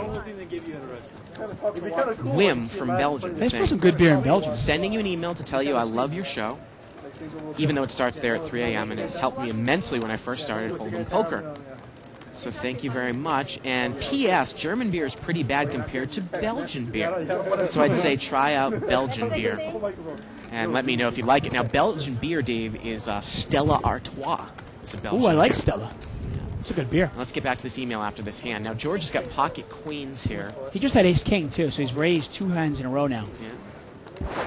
Sometimes people don't give you credit when you raise twice in a row. And look at this. BB's calling with king 10 of spades. And I believe Yeah. he raised it 60 pre-flop. Yeah, well, BB's pre-flop has always been somewhat questionable. And look at that for a flop. Ace, king, jack. George checks. BB's going to bet here with second pair and a gut shot straight Well, if it draw. gets checked to you, why not? Wow, and George is going to check call. Well, if he was going to call anyways, why not bet? Because BB probably would have folded, Yeah. right? Let's see if George bets the turn. Turn is an 8. One more for 50. Check, check. Yeah, I don't understand what George is doing here. And the river is a 7. This is probably going to go check, check. No? No, Let's he see. looks like he's going to bet. He bets 200 there, which is about the size of the pot. I mean, what can George have to check the flop? Oh, look at this. BB lays it down, Dave. Did he think that, I mean, was George trying to represent that he was, playing it like a monster? Like he flopped a set of aces or kings? No, well, I mean, let's Or be honest. I mean, jacks. if George raises with Ace Jack or Ace King there, Right. and it gets heads up, is it completely out of line to check it once? Yeah. And then when BB showed strength, he goes, "Ooh, wow, I'll check it again." And then BB didn't fire on the turn, so he goes, "Okay, I have to fire it." Yeah, Stella Artois. Hey, but if you have your favorite beer and you're in Belgium, please send us some. Actually, I remember, Feel free. I remember going to this restaurant in England called Belgio. They had a few of them around London. And they serve Belgian beers. Actually, sometimes specializes in fruity beer as well, like a peach beer. Or We'll like a do it. lemon You beer. know what? We'll have a beer contest, a beer tasting contest Yeah. on the air. Yeah. We'll do it right here, right now. Boom, we'll put them up. And 50. for whatever it's worth, we'll give you our 2 cents. Got pocket jacks here from Adam there in seat 2. We haven't seen Adam really play that much at all tonight. He made it 50 to go. Go 8. Wow, BB's going to call with ace-8 offsuit. He's been paying attention. I mean, Adam hasn't played a hand all night. Yeah, BB's pre-flop, though. We've always said it. If there's one place where he's a little... And look at that flop. Ace-8-8. Give my money back. Adam should be able to get away from it, though. It's jacks. Hit him again. What a surprise. Check, check here. Adam did not bet in position. Wow, turns a 5. Two? I gotta have 2 for $100. And it goes check, check Twice again. in 3 hands. Another one. And now it's time for BB to bet here. Doesn't get a chance. 100. He bets 100. And this might actually work. Adam's going to make the call there, Well, Dave. I mean, how can he not? He's checked Yep. twice. But Adam's cost himself there. There's no 8. I think Adam was just hoping to see that one in a showdown, right? Oh, of course. Well, he can't beat anything on the board. He can't beat a 5, can't beat an 8, and can't beat an ace. I would have liked Adam to throw in a little bet there on the flop, see where he's at. Once he's called by Dr. Beebe, he can say, okay, I'm done with it. We have another email here regarding, and actually I forgot to mention this, Dave. Thursday night's game is actually going to be the Yummy Girls, which is this website. I'll give you more information as the show goes along. And I believe it's basically 8 or 9 girls are going to be playing either the 3 to 5 or the 200 game. Really? Hot girls. So, Music Plus TV, if you check them out, I think it's Are they going to have clothes on or yummygirls.com. off? Well, I'm sure hopefully as sparsely clothed as possible. Okay. I'll leave you in charge of that. Believe me, I'll get on it. I'm sure you will. Button is in seat 4. Once again, we're live at the bike here, folks.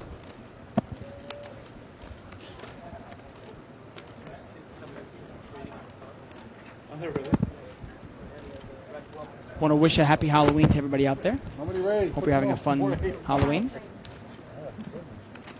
That's interesting. Ow! I thought. Ow!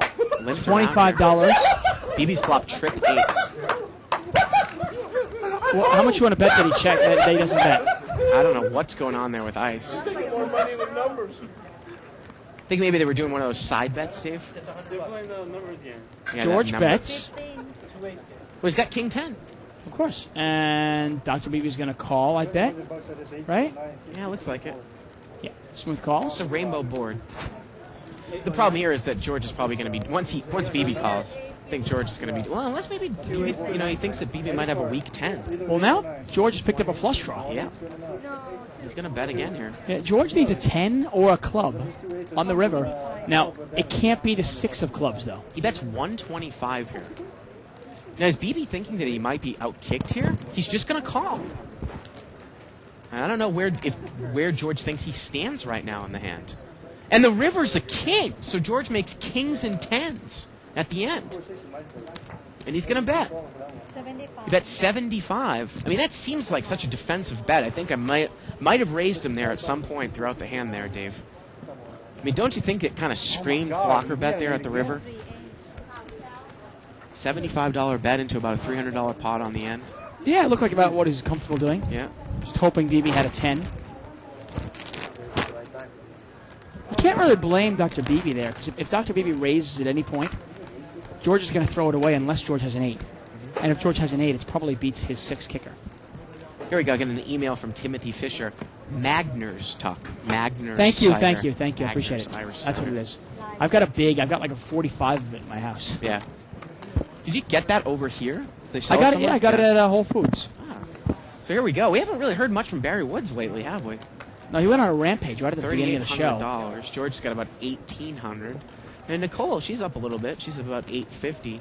And now BB, I think he's up to more like what, maybe $500-600 now, after those 2 wins. Yeah. He's going to hit 3-9. 4-way action here, limped around. Ace, ace, 4, and BB's got trips again. Man. What is this, 3 times in a row now? Well, he felt a full house, then trips, and now trips again. And now he's got his full house. Now he's got the full house. Man, deck is like hitting him in the face. And now he's going to bet. 50. He bets 50. Hey, Doc. Now, what does Brian do here in C5? Does he might think that his hand is still good? But the problem with BB is that he always slow plays here. $15 in the box. What is Tony doing, though? But he's got a 4. I'd be more scared if BB actually... I'm more scared if BB slow plays a hand. Right. If he bet on a flop, I know he doesn't have an ace. Exactly. Exactly. Because he hasn't really changed his... he doesn't really vary his play all that much. Now, I'm all for it. Hey, if you flop a full house, sure, check it once. Right. That's fine.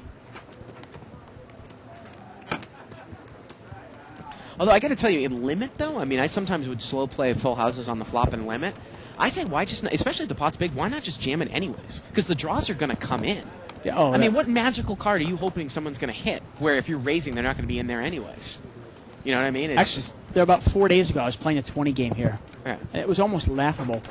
I had ace 10 suited, okay, in late position.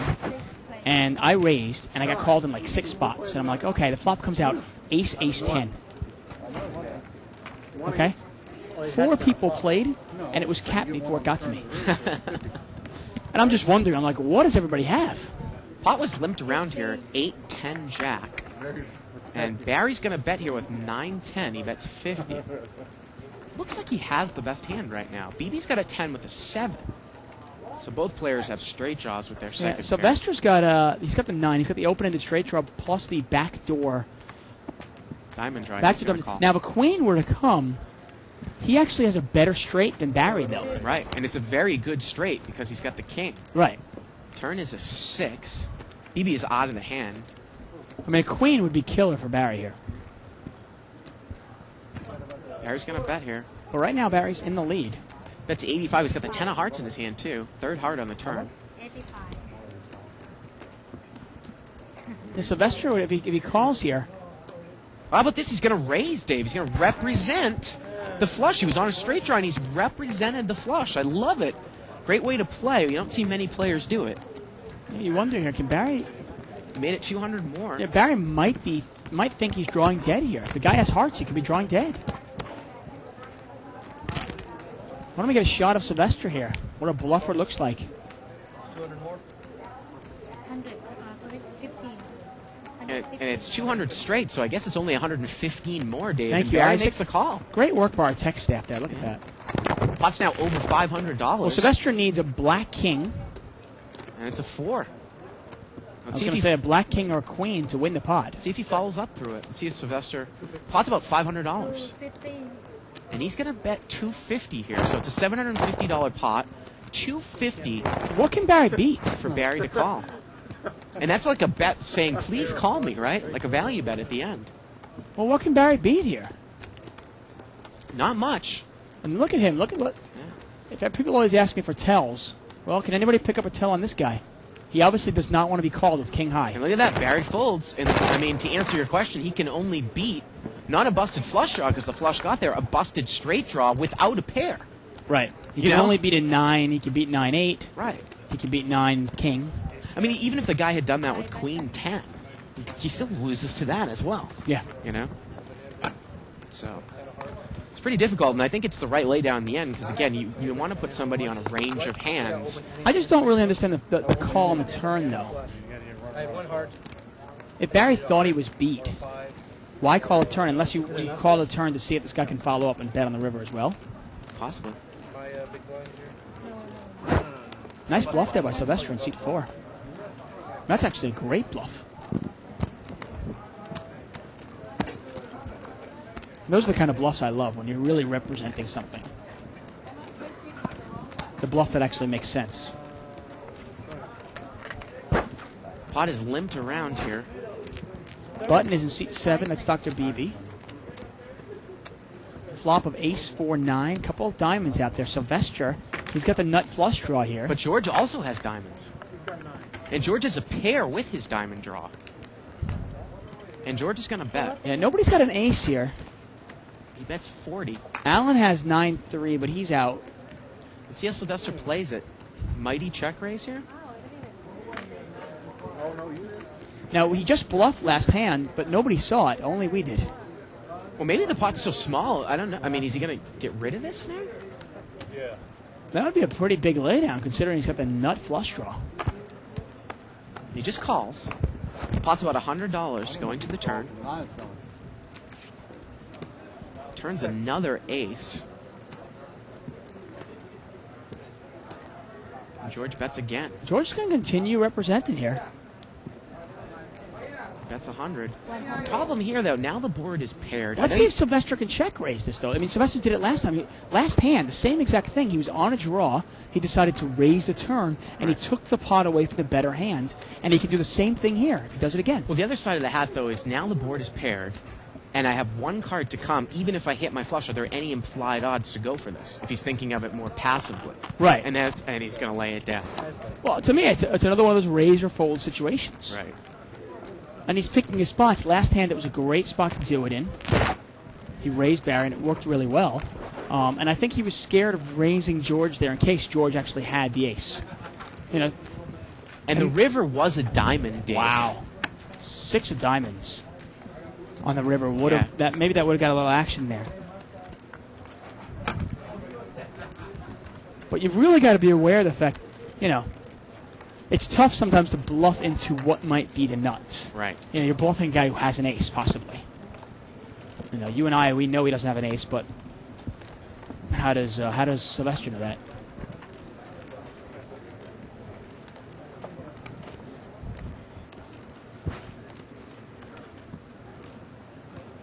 Four places. And we're going to see four-way action here, limped around. King 5-9 with a couple of hearts. Nicole's got a king. Yeah. 20. Has she lost a hand yet tonight?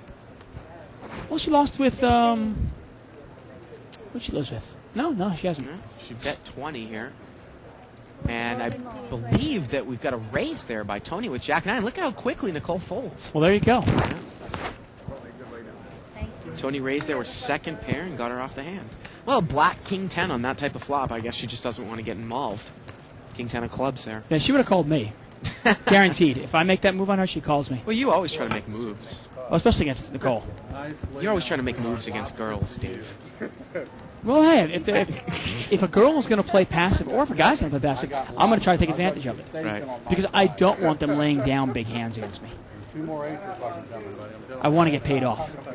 And the problem when you play against somebody who's passive or a player who's somewhat tight, like a Nicole, hey, try getting paid off by her. Seat 3 here is raised to 25. And seat 5, Brian Ice, he's got pocket jacks, he just smooth calls. Barry's got an ace-king on the button, and he just calls. And the original raiser has king-queen. And George is in there with queen 9 suited, so paint well represented here. Well, she's got $80 pots to flop. Ace 3-8. Now Barry's got the ace-king. Now, if you're jacks, and it's been raised and called in 4 spots, and an ace comes out, you almost have to put one of the 3 players on an ace. Well, Tony gives up. He's going to check. Brian checks. I got to assume Barry's going to throw some money in here. George checks. And this is a great spot because people could think that he's on a button steal. Absolutely. And if you bet your hands that are steals, just like you bet your good hands, you're going to get paid off. Now, do you think that Brian might get involved here? Because Tony's going to fold. He does have George to act after him. And this is the power of position. You don't necessarily need a hand to bet this. It's a $60 bet. Did Ice call there? I think he Come on, called. Barry. I see an 8. He did? No reason I called you.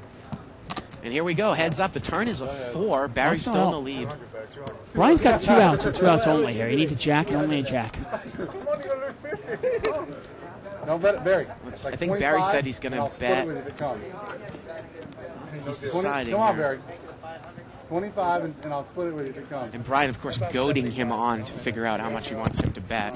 75. And he bets 75 there, Dave, which is kind of small. And Brian immediately calls. And the river is a 7. The pot's about $300 now. What kind of value bet you putting here? 200 maybe? And he bets 3. Bets 300. Well, if you put the guy on a weak ace, why not? Well, at this point, you got to put him on a weak ace, don't you? I don't object. I mean, he's called you bet And look 3 at this. times in a Brian's row. going to make the call. And Barry's going to take down a $900 pot there with ace-king. Yeah, I don't like the way that Brian played that hand. I think that might have been one of those times when Brian just, he played it slow pre-flop and they just fall in love with the big hands. But when it comes out there, like you correctly pointed out, you got to raise in 3 callers. You got to think that someone has at least an ace, right? Well, you know what I mean. The way the hand laid out. Also, you check to the button, right? You're basically giving the pot away to the button, and then you're just going to check and call the whole way down. Right. And if you really want to find out where you're at, why not bet the flop, represent the ace yourself, and then if you get raised by Barry, or if Barry calls you, well, there's no draw. There was ace 8-3 rainbow. Right. You know, what would Barry be calling me with? And I want to say I think Brian ended up losing about $450 in that pot. And if he had just thrown a nice, like, say, $50 or $60 bet on the flop there, I think he would have gotten all the information he needed. Rather than check, call, check, call, check, call. You know, and some people, you can play devil's advocate and say, well, hey, he's inducing a bluff if the guy has nothing. But, hey, you know, checking and calling is not usually winning poker. Right. 25. And Barry made a nice size value bet there at the end and still got paid off. Yeah. I was really glad Barry kept betting it. I mean, he almost had to put the guy on, like, ace-jack or ace-10, right? The way he kept calling. Alan bet there with the ace on the flop and he's going to take it down. When you bet 300, I said, Barry was doing all that. Barry's not going to go Barry was going all live, basically. And again, it's they're allowing more money to come onto the table, Dave, than normal, I guess, because there's no objection. So. What happened? You lost minimal, you know? Yeah, it's kind of it's basically we're playing with the blinds from 3 to 500, but it's unrestricted game. It's almost an unrestricted small blind game.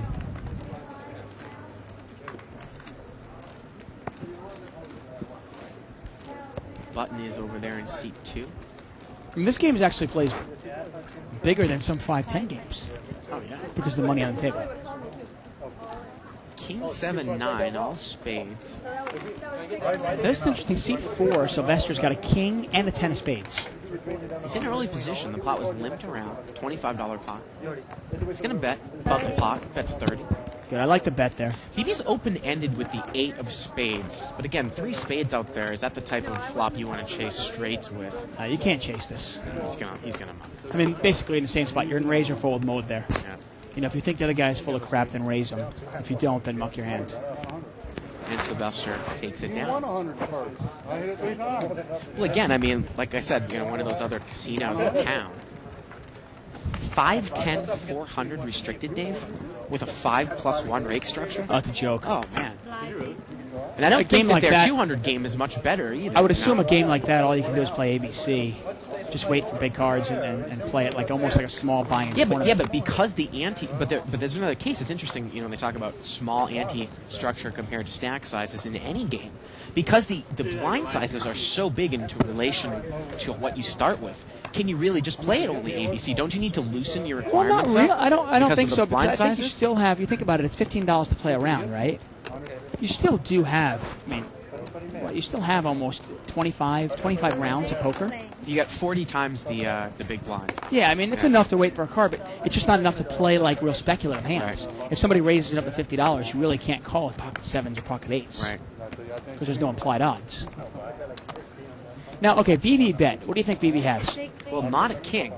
Right. I mean, anybody at home, anybody watching this, what would you put Dr. BB on here? And sure enough, Dr. BB has 5-6. Especially when the flop isn't draw heavy, Dave. I mean, there's no draw. King 5 king, rainbow. I've never seen BB bet a king. I would there. bet my left testicle he doesn't have a king. There's no way. I mean, I got to be honest with you. There's not in a heartbeat. I would call him there if I'm playing with Dr. BB. True to my word, Then you got to if that kind of flop and he bets it, I'm going to smooth call with flop, any 2 cards, right? any 2 cards and Yeah. set up a play and take it away in the turn. Yeah. Because I know he doesn't have a king. Come on, dealer. We right now.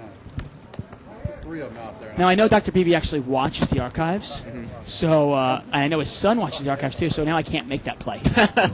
Well, until he shows us that he will bet trips out like that. I mean, we've said that statement before, Dave. He's been on the show for, 7-8 months. Of course.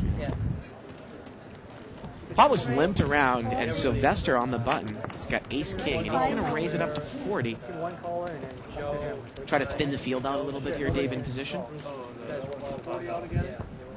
35 more. And George is going to call there. George's got 9-10 offsuit. BB's in there with Jack 10 of clubs. Yes.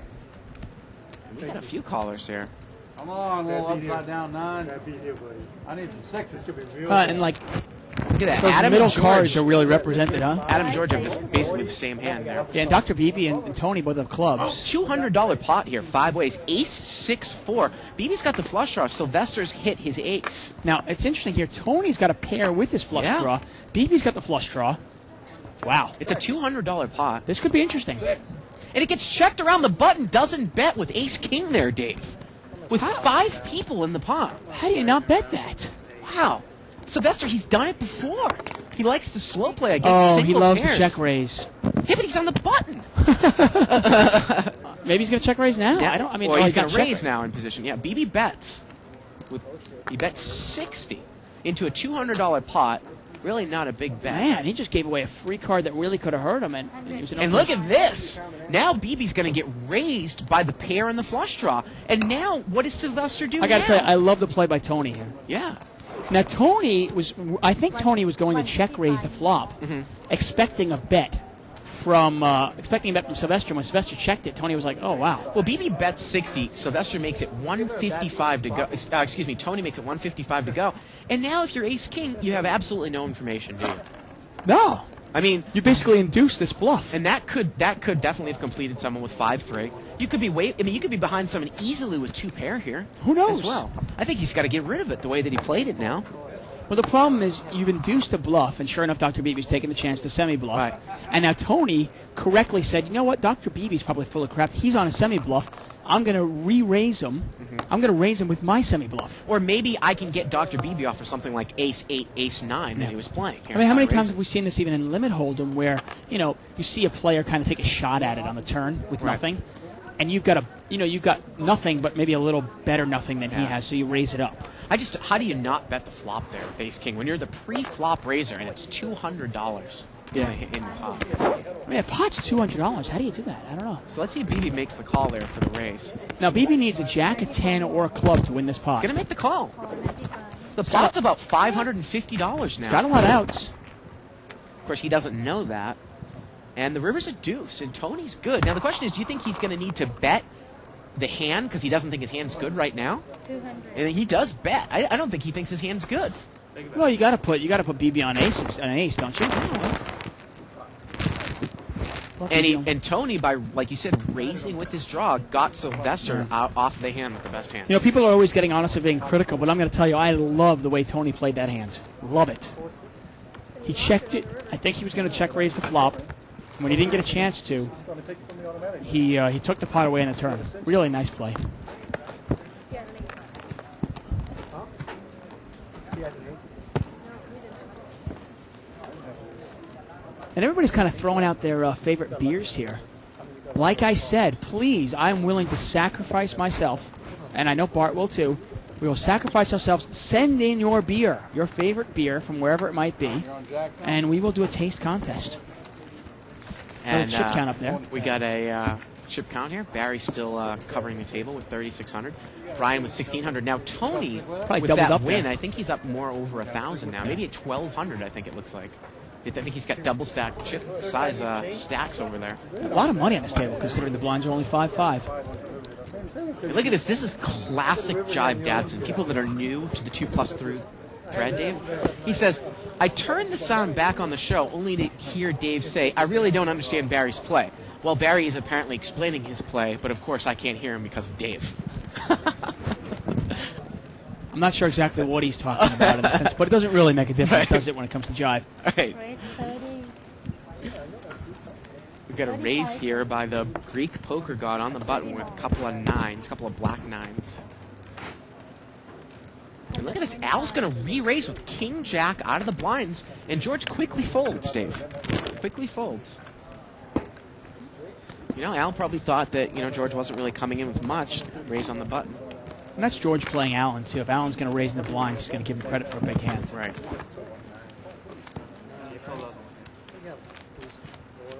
It's funny, there was always this discussion as Live at the Bike was in its infancy way back in the day, back in February and March, about how much should the commentators talk, should we turn the table mic up, and I think that we found a happy medium now. But we used to actually have a segment called Table Talk when we were a 4-hour show. Right. But most of the people said that they did not enjoy that portion of the show.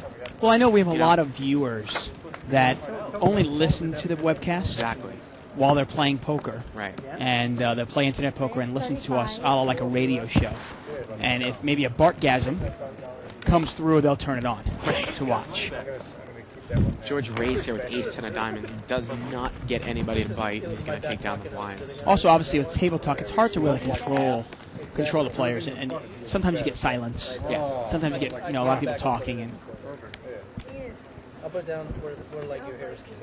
The funny thing is that if anyone's ever checked out the LA poker scene in England on Sky 265, you can actually go to the pokerchannel.co.uk and check out the schedule. We're on there at least 2 or 3 times a day. Yeah. We actually have 2 different sound tracks, the table and the commentators, so they can turn it up and turn it down throughout play. Right, if Really there's something interesting. good or interesting, Right. they'll turn the table up. Yeah. Maybe that's the answer for Jive. Jive's got to go to England and watch it on Sky. Right. Sky Satellite 265. Seat number 2 here, raised it with ace-king. Adam Weisberger. Haven't heard much from him all day, huh? George playing the player. He's got a call with 7-4 offsuit. He saw maybe that Adam does not bet when he doesn't have it. Let's see if George takes it away. Let's see if Adam checks. Well, he's got a flush draw with overcards. That's a monster flop for him. And wow, it goes check. I was almost guaranteeing that George was going to bet if it got checked to him. Now, if Adam checks here, does George bet and George take it away? Oh, how can Adam not? Adam checked this twice? Yeah. And that's George playing the player. But I was really surprised that George didn't. I mean, I thought that the reason for George to call that pre-flop was to bet the flop when Adam checked to him. Yeah, but Adam is so passive that he checks it twice. And Adam just calls. And let's see if Adam misses everything. Can George take it away at the end? I think he can. Oh, well, there's a king on the river. And he checks it. Well, he's inducing a bluff here. Adam's inducing this. Yeah. Now, the only thing for George is what do you think the guy might have? Does he have something like pocket 8s or pocket 10s where this extra overcard might make him, not call here? 75. He's going to bet 75. Look at this. Adam quickly calls. If you don't mind, And I don't mind the play by George there. I mean, you can say, well, he didn't bet enough. I think he did if he puts Adam on just clubs.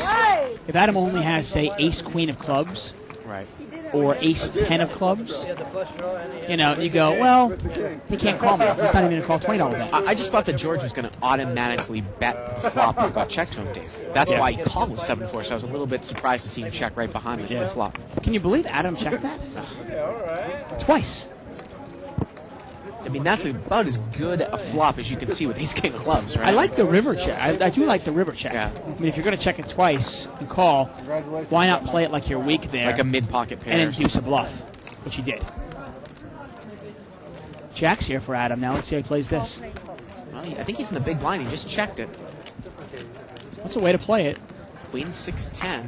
And look at this. George in seat 6 has got 2 pair.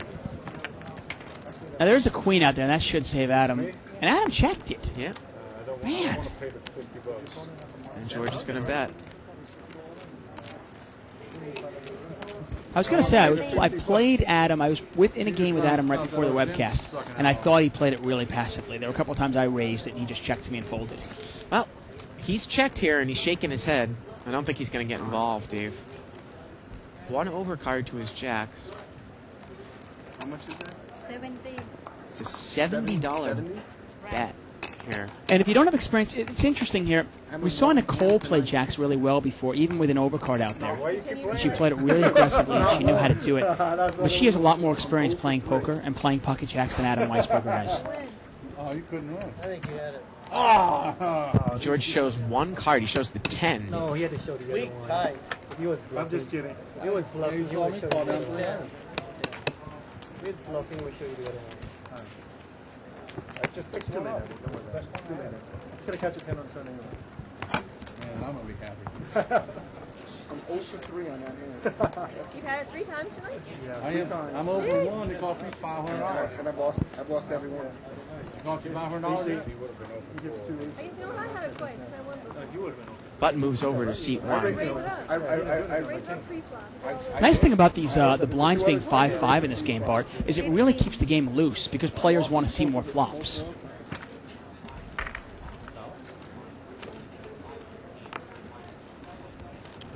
Sometimes when you get players in a game where the blinds are bigger than they're accustomed to, sometimes they tighten up a little bit.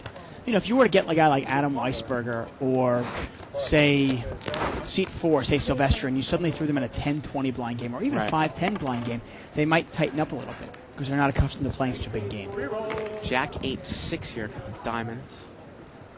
Limped around. Oh, here we go. Everybody checked. Wow, Sylvester did not... Oh, he's hit it straight. He's hit it straight now. He's checked it again, Dave. Why does this guy love to slow play? Oh, he's a big check raiser. God. Big fan of the check raise. And now Barry bets with an open-ended straight draw. Get him out of there, Barry. You can't blame Barry. He's trying to steal it. And Barry is drawing dead, right? He's drawing Yes, dead. he is. Sylvester's got the high end. 150. Nice. And Sylvester's going to check But the only raise. thing interesting here is Sylvester has now check raised Barry twice. Yeah. Both times on the turn. And you wonder if Barry's going to call for the open-ended straight draw this time. And Barry is drawing dead, like you said. He check raised, and I think it's 100 more for Barry to call, and he's going to get away from it. Again, good thing. I mean, egos don't play in poker, Dave. You know, it's just because he check raised you twice, you're not going to chase that. Yeah, and look, he's even laughing. He doesn't mind. He goes, okay, it's poker. No problem. I got to tell you, though, that check on the button with ace-king might have been one of the worst plays I've seen on Live the Bike in a long time. That post-flop play on that hand by Sylvester. Yeah, it's definitely an interesting way to play the hand. Yeah. If you had anything, that is. I'm a big fan of, hey, if it's as long as it's their chips, they can play it any way they want to. Right. But it's definitely an interesting way to play it, especially with 2 clubs and 5 opponents. Too late out and you're not straight. 3 king ace. And basically, he got himself in a spot where he was forced to fold the best hand.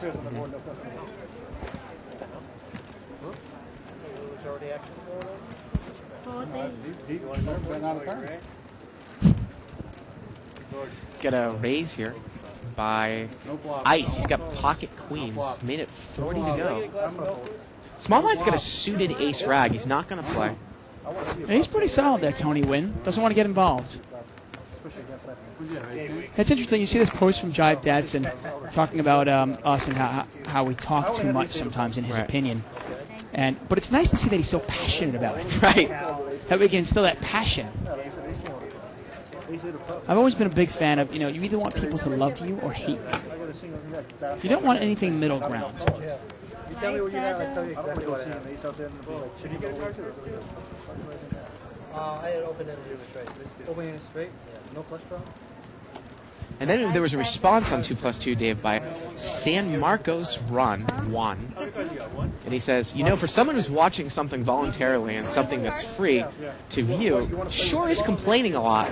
My wife doesn't even complain as much when the river is flowing. Does that mean like when he's going to the bathroom? The door open?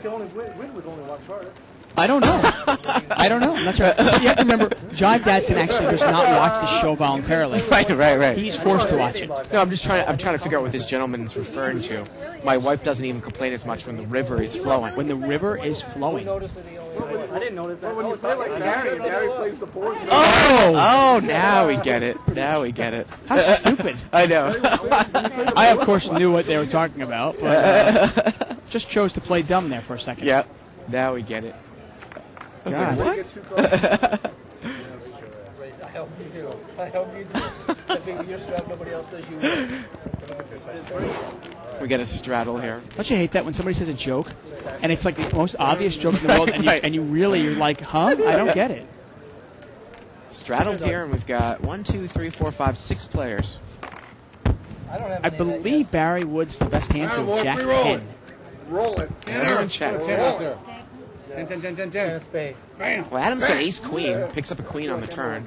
Now, the pot's straddled. He's in the cutoff, Dave. He didn't raise with ace-queen. I mean, that's pretty passive. Yeah, this is interesting here. Barry's got an open-ended straight draw now to go along with his pair of tens. Well, George has a pair of queens as well. I'll make it 150. 100.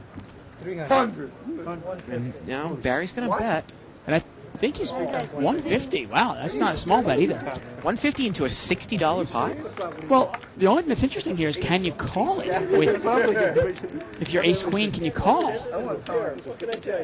Well, Adam has asked for time here. Barry sure has bet a lot. I mean, the problem is you've given a 40 card to this guy, and it's very easy. This guy could have had Jack 9. He could have had ace Jack.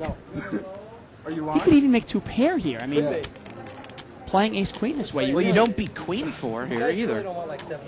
There's just not much you can beat. He's going to get rid of it. I'm laying down. I got you beat, but I'm laying down because I don't want him to hit that. Now, George has got, he actually has the best hand right now with queen 6. Right now, he's the advantage of the fact that everybody else is folded already. Right. And he doesn't have anybody else stacked behind him. But again, that's a big bet into a rather small pot, and he's not going to get involved, and Barry takes it down. The problem with queen 6 there is, you could be drawing dead. Right. And you don't even know it. What was it?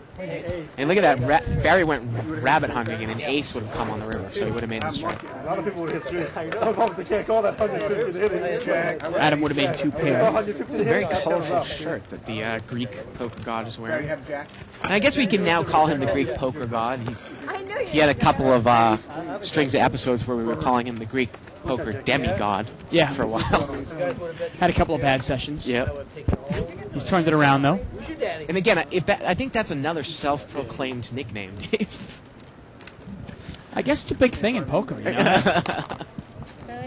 I mean, Men the Master loves his nickname. He has like 100 The Master. hands. I'm He the loves master. being called the Master. I'm the master.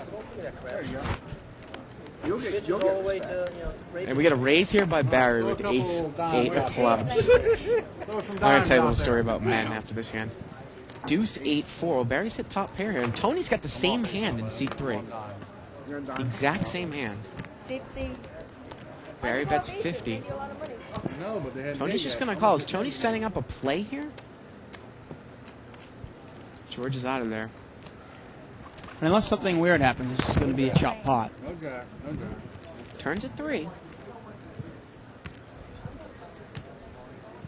Barry's going to bet again. 175. Again, a huge bet, Dave. Well, a little over the size of the pot. Well, give him credit. At least he's betting that much when he has a hand and when he has nothing. And Tony calls. Pot's about $500 now, and the river's a 5, and both players make a wheel. And Barry's going to bet 200 here. And Tony quickly calls, and they're going to chop it up. Yeah, that's pretty exciting. I was playing in a 2040 Omaha high-low split game here at the bike one Friday night after the show. And I got to tell you, Men the Master, he was just blitzed off of his ass. I mean, he had maybe had 15, 20 Coronas. Men drinking? Yeah, exactly. Wow, what a surprise. And he started swearing at the dealer. And, he was the fish in the game, though. We wanted him in the game. And the dealer was finally like, I'm not taking this, and called the four-man over. And he was like, you can't do that to me. I'm the master. You think this game is big for me? 2040, and this is after he'd lost about 15,000 in the 200-400 mixed game. Wow. A couple minutes before. And look at that. We got another jackpot hit. And I believe, I want to say it's in the... some sort of no limit. It looks... Take a look at that guy's costume there in the purple. Yeah, the purple... That's Peter the Floorman. He's dressed up as a king. Well, that's great. That's a great costume. And they hit the jackpot there. The jackpot, I want to say, is over $20,000 right now. And that is our bad beat jackpot. If you lose with aces full of 10s or better to 4 of a kind, using both your whole cards, the bad beat jackpot is 1. Just another case of a jackpot when we're not at the table. Exactly. It's amazing. I mean, we pretty much play as much as anyone out there at this casino in brick and mortar. Yeah. It's unbelievable. 5-way action. Limped around.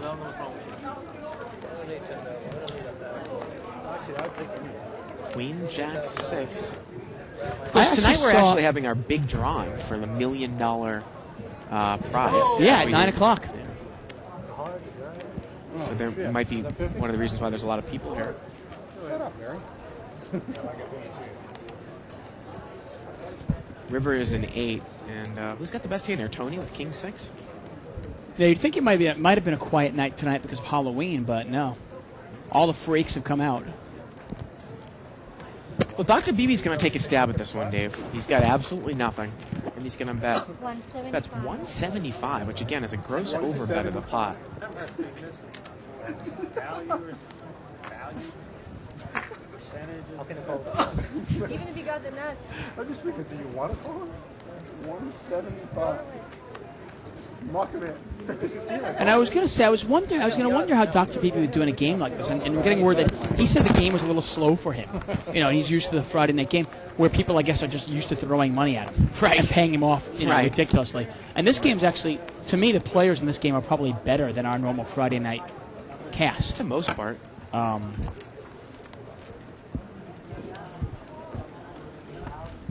You know, people are paying attention. But look at Dr. Beebe, though. He uses his image and he steals a pot. No, it's, if the loser gets 6, the other guy gets 3. No, 3,000 for the other 7. The $10,000 ticket everyone gets on. Getting word that maybe Jive Dadson might retire from the Live at the Bike thread. We wouldn't want him to do that. No. I actually, in all honesty, I do appreciate the criticism. Yep. It's going to be 175, you guys. 7-way action here.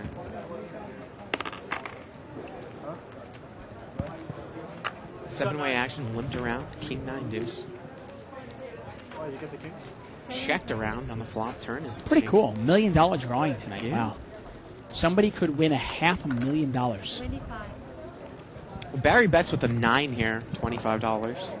Looks like he's got the best hand with Jack 9. But Tony's picked up a flush draw. He folds, though. Yeah. Paired board. Small pot, not worth it, huh? And Al calls, and he's outkicked right now. And the river's an ace, and now it's going to get chopped up. Yeah, they both have kings and 9s with an ace kicker. Check it. And they check it down. There you go. Chop. Chop it up. Damn, too bad for that ace. I hit your ass out kick. Question from Behemoth 206, 2006 on 2+2, wondering if these players are pros. And a couple of them are. And a couple of them are not, obviously. I know Alan in seat 8 is a professional poker player. There he is. And I know Nicole Pepe in seat 1 is a professional poker player. And again, what is your the question is what's the definition of a professional poker player? My definition of a professional poker player is it's your only job and it's your primary source of income, and you can make a living from it. To me, that's a professional poker player. Because anybody can say, "Well, I don't have a job, but I play poker." You know, but if it's not your main source of income, and you can't make a living from it, well, you won't be professional very long. And I believe I'm not familiar with the rest of the players' table. I'm pretty sure Brian has a job, or if he doesn't have a job, I'd be surprised if he was a professional poker player. Seat 3 here is raised to 50 with King Jack suited. And I believe 15. George Georgian, actually, Greek poker god in seat 6, is a professional poker player. Really? I believe he is. I thought he had another job. He might have a second job, but certainly here a lot. Jack 9-5 here. Tony brought this one in for 15 with King Jack, and he hits top pair. Bets $50. Pretty straightforward here from Tony, huh? George folds. Al folds. Good bet. BB Gotta folds. protect my pair. And my kicker. And Tony is going to take it down. So again, I want to ask people, I mean, there are different voices about Live at the Bike in our scheduling.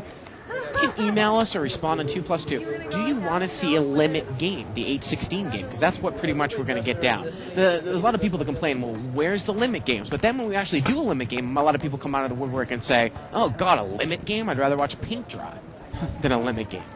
Right. Look at this is Alan. Alan from our Friday night games. Yeah. Great costume by Alan there. Gotta love it. Little Halloween spirit there. Button is in seat 8. George is raised here. The pocket 20. kings from Nicole. Let's see how she plays it in the big blind. Yeah. No. She's gonna re-raise. It looks like. You know, there's 2 players in there.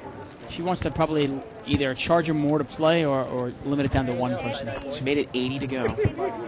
So 60 more. And I'd imagine she's going to take this down right away.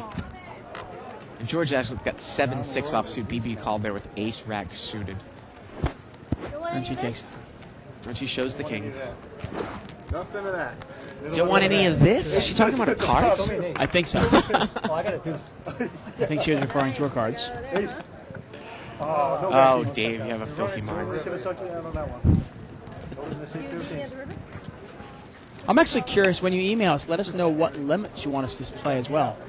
I think the 8-16 game is a fun game to watch. Yeah, it is. There are a lot of games. I mean, I wouldn't mind seeing 4-8 or 2-4 or something like that once in a while. Sometimes the bigger games are tough to get down. Except for Iceman.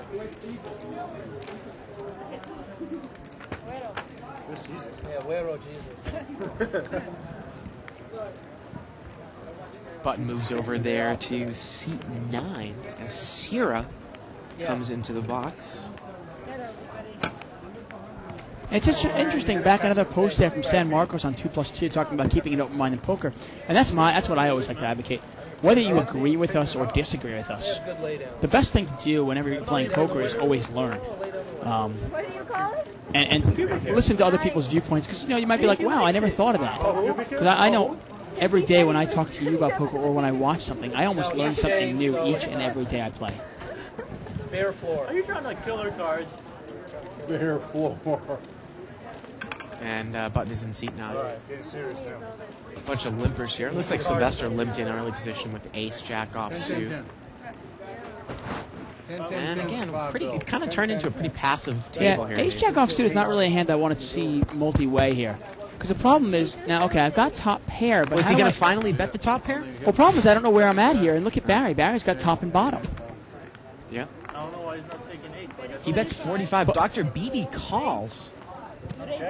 BB calls with 4-3? Is he setting up a play? And Barry's going to raise. I guess so. Barry's in good shape here with ace. And this is 7. the problem with not raising with ace-jack to me. You have no idea where you're at. Almost like a raise or fold pre-flop situation, you mean? Well, I mean, where am I here? I mean, does a guy have 9-10?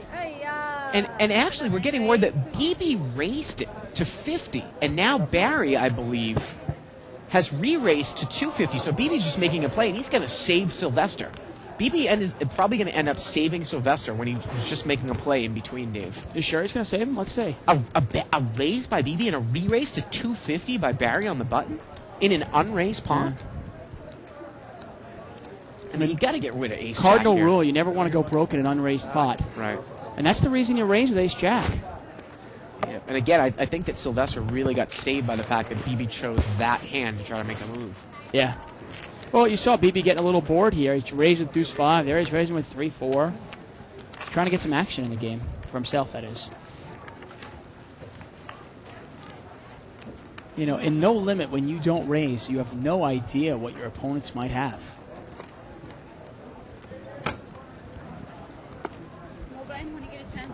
Looks like George has got his afro back on there. Somehow I like that bluff. That's what a Greek Englishman looks like, folks. 10 I mean, 8-9's a hell of a bluff. I had 2 pair. 7-8? 8-7. Bingo. Limp. I thought you said it was a bluff. Semi-bluff. And Nicole is on the button here. Ace 8. I realized She limps as well. Yeah, raise. And she has Queen-jack. Queen-jack, so she's hit top pair here. Queen 7-7. Wow, you want to see a monster flop here? Wow, How look about at seat that. 3? Quads. Yeah. Just quads. Tony's got quad 7s. Now, if another queen were to come out, Oh, boy, that would be killer for Nicole. I mean, that's if you ever flop quads, you really want that pair to pair up on the turn. huge. It's the best thing that you could well, 'cause ever when- happen. Now, Nicole's not stupid. Nicole's a smart player. When she gets smooth call, she's got to go, okay, Right. what does this guy have? Good chance this guy's got at least 1-7. So if a queen came out here, she would probably have to go broke. Nice glasses. See the turn. Turns a deuce. So that doesn't change anything. Give me one more. And yep, she's going to check right behind him. Manner, The river's a 9. you would have a lack of Now, this is interesting. Now, how much can Tony bet? That's an SAP. How much? That's 50.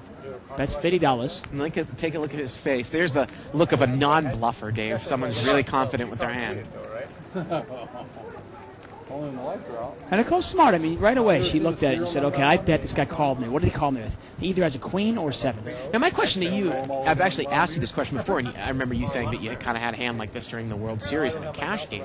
And Nicole is going to pay it off. And Tony's got 4 7s.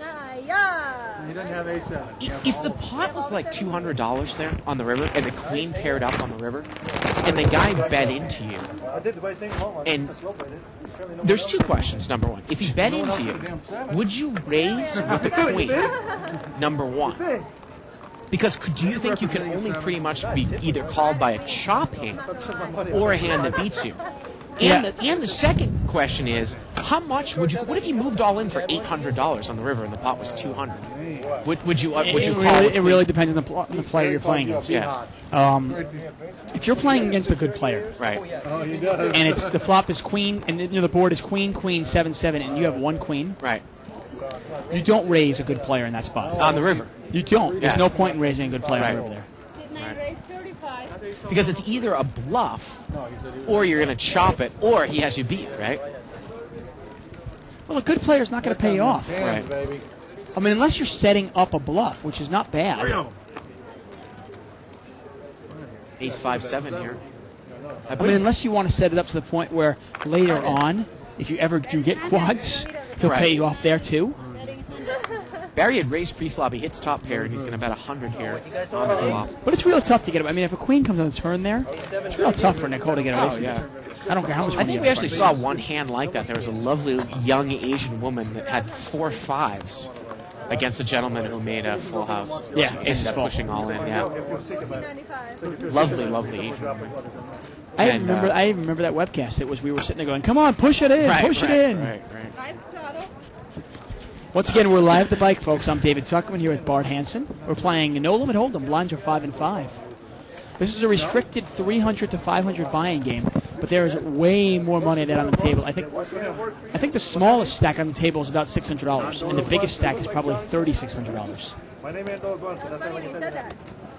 But you said that you had a hand like that in Vegas, Dave, right? Where you flopped. Well, flops. I've talked about that numerous times. Where I had pocket threes. The flop came out 3, 3, 6, and I was lucky enough. The turn came out a 6, and somebody had a 6.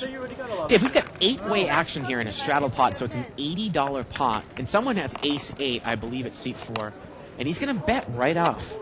Well, nobody else has an ace. Well, we got a flush draw over there, Nicole, with king 6. And how much did he bet? It's like 50. She's going to call. Well, $50 into an $80 pot, so the pot's 180 now. And we're heads up, ace 8 against She also king has 6. position on him. Turns a queen. Now, Sylvester, if he wants to, he can move a little bit more here. The pot's pretty big. He's in uncharted territory, though. He doesn't know what to do when he has to actually bet out. Right. Surprised he actually bet out here. Yeah, he usually likes to check raise. In an unraised pot, he wasn't sure that anybody else would bet this flop either. Now, if an ace of spades comes, it's no good for Nicole. And he's Yeah, going to bet here. She actually only has 8 outs. How much is he going to bet? Actually, I want to say 7 outs because Queen of Spades is... No, Queen of Spades is fine. I'm sorry. 120 here, dude, into a $180 pot. So it's a $300 pot. And look at this. She's going to raise. She's going to raise with her draw. Unfortunately for her, she's picked the wrong spot, I believe. She's going to raise, and we'll see how much more it is. I think it's 200 more, so she's made it 320 straight. 200 more for Sylvester to call. Yeah, you know what? I mean, she's picked a bad spot, but I like the play. I like we always say, raise with your draws instead of smooth call with your draws. Because if this guy's got a spade draw also, Nicole can take the pot away. And the pot's about $600, and Sylvester moves all in here, Dave. He moves all in. It's about a $600 pot, and let's see how much more Sylvester has. Because, again, it becomes a math problem. She's got more than him. He's got more than her, I mean. Yeah. So it just And becomes- did she call? She did. I think she felt like she was pot committed. Wait a minute. Maybe he didn't move all in. I'm sorry. Apparently he didn't. So he checked. And I think Nicole moved all in on the river, Dave. So the actual action was he checked, Nicole moved all in on the river, and he called. He checked to induce a bluff on the river, and she loses all of her chips. Wow, we really butchered that one, huh? Wow. So let's get it straight here. So the flop came out ace 8-3. Yeah. Sylvester bet, Nicole called the flush draw. The turn came out of Queen of Diamonds. Sylvester bet, Nicole raised. Right. And Sylvester just called. The river came out of Deuce of Diamonds. Sylvester checked. Nicole Right. bet all in for another $400. Right. And Sylvester called. And that pot was over $1,500. Yeah. She had about $850 and she's now Yeah. broke, so. And we apologize that sometimes it's a little bit difficult to follow the action of the hand. And the interesting play there, I was going to say, obviously she picked a bad spot there, but I liked her raise on the turn. Yeah. Because if the other guy only had a weak ace, Right. or if he had a spade draw also, well, you could win the pot right there Right. without even hitting your hand. Now, the river moving all in, obviously, well, that's kind of, you got to play the player. Now, once he calls you on the turn, you got to figure this guy's got some sort of a hand. Right. And There's a scary shot of Iceman in seat 5. can you get him off the hand is the question. And obviously, she, Wait, we she incorrectly thought she could. really moved into a loose passive table here. I mean, we've got 7-way action limped around, Yeah, BB's got a open-ended straight draw here, 7-8.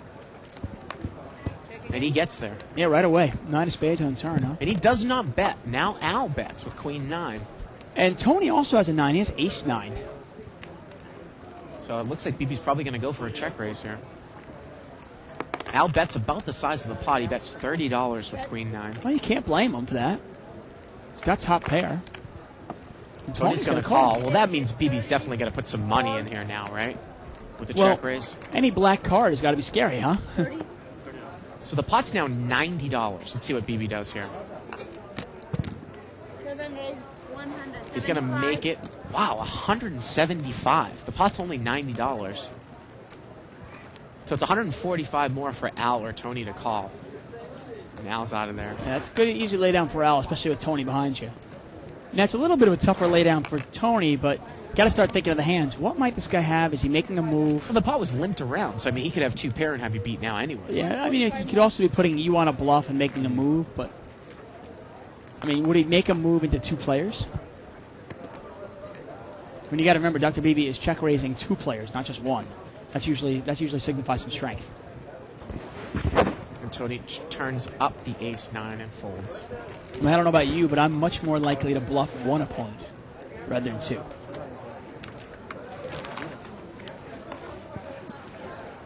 Line, please.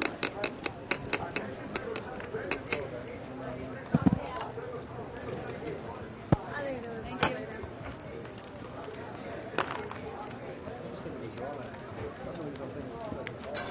You wonder how long Brian's been up there in seat 5 today, Dave. I mean, is he on another 48-hour bender? He looks like he hasn't left since last time.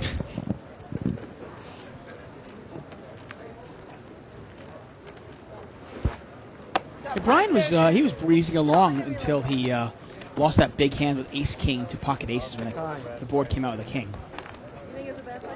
Pot is once again limped around 4 ways. Queen 6-4 all spades. Sylvester has the nut flush draw. And C3 has come out and bet. We can't see what he has. 25, the bet is But Sylvester has called with the nut flush draw. And C3's got Queen 9. He's got top pair and we're heads up. Well, there's the spade, Dave, and Sylvester's made the nut flush. Now, Tony's got the 9 of spades in his hand. 75, 7, 8, and 2 straight spades. Sylvester bet 75 here. Look how comfortable Sylvester looks. Remember earlier when Sylvester was bluffing Barry? How uncomfortable he looked? He almost tried to stay still. You know? Like he almost like he had to go to the bathroom and he was holding it in. There, he just tossed out the 3 chips. Kind of was real casual. If you're always looking for tells, that's one right there. Interesting here, another one from San Marcos on 2+2. He's talking about the limit games. He said, whatever the limit might be, he trusts our judgment. Unfortunately, we never know. Yeah. Because, we can, sometimes we'll put an 8-16 game in there, but the players obviously can come and go as they please. Because this is a cash game. It's not a tournament. How does it raise? Big difference in cash games and tournament.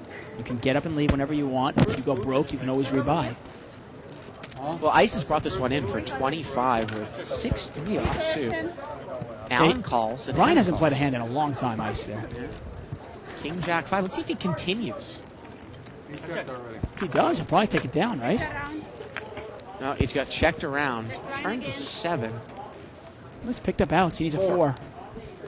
And the river's a 5. And is Ace Queen good here? Yes. Yeah. Ace Queen is good. Oh my goodness. Wow. And King, Jack, Beat my kick out. If you're going to raise with 6-3, why not take a shot at it at some point? Al takes it down.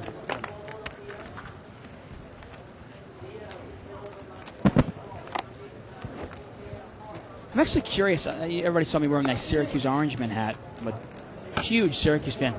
Curious, how is their basketball going to team to be doing this year? So I know we lost Akeem Warwick and a couple other seniors off a pretty solid team last year. Yeah. I know Boeheim always recruits well, so I'm sure our teams are pretty good. But if anybody knows, hidden to Kev Math, let me know who I should be looking for.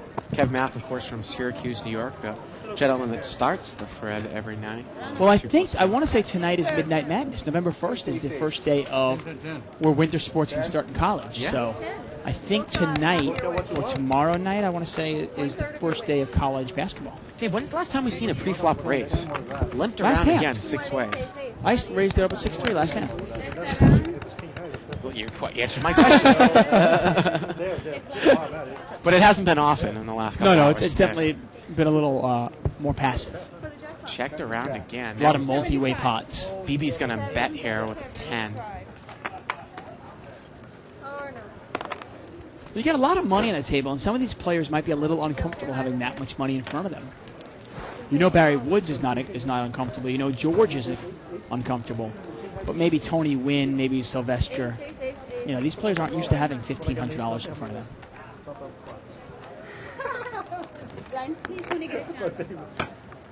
I got 4 aces. What's your kick?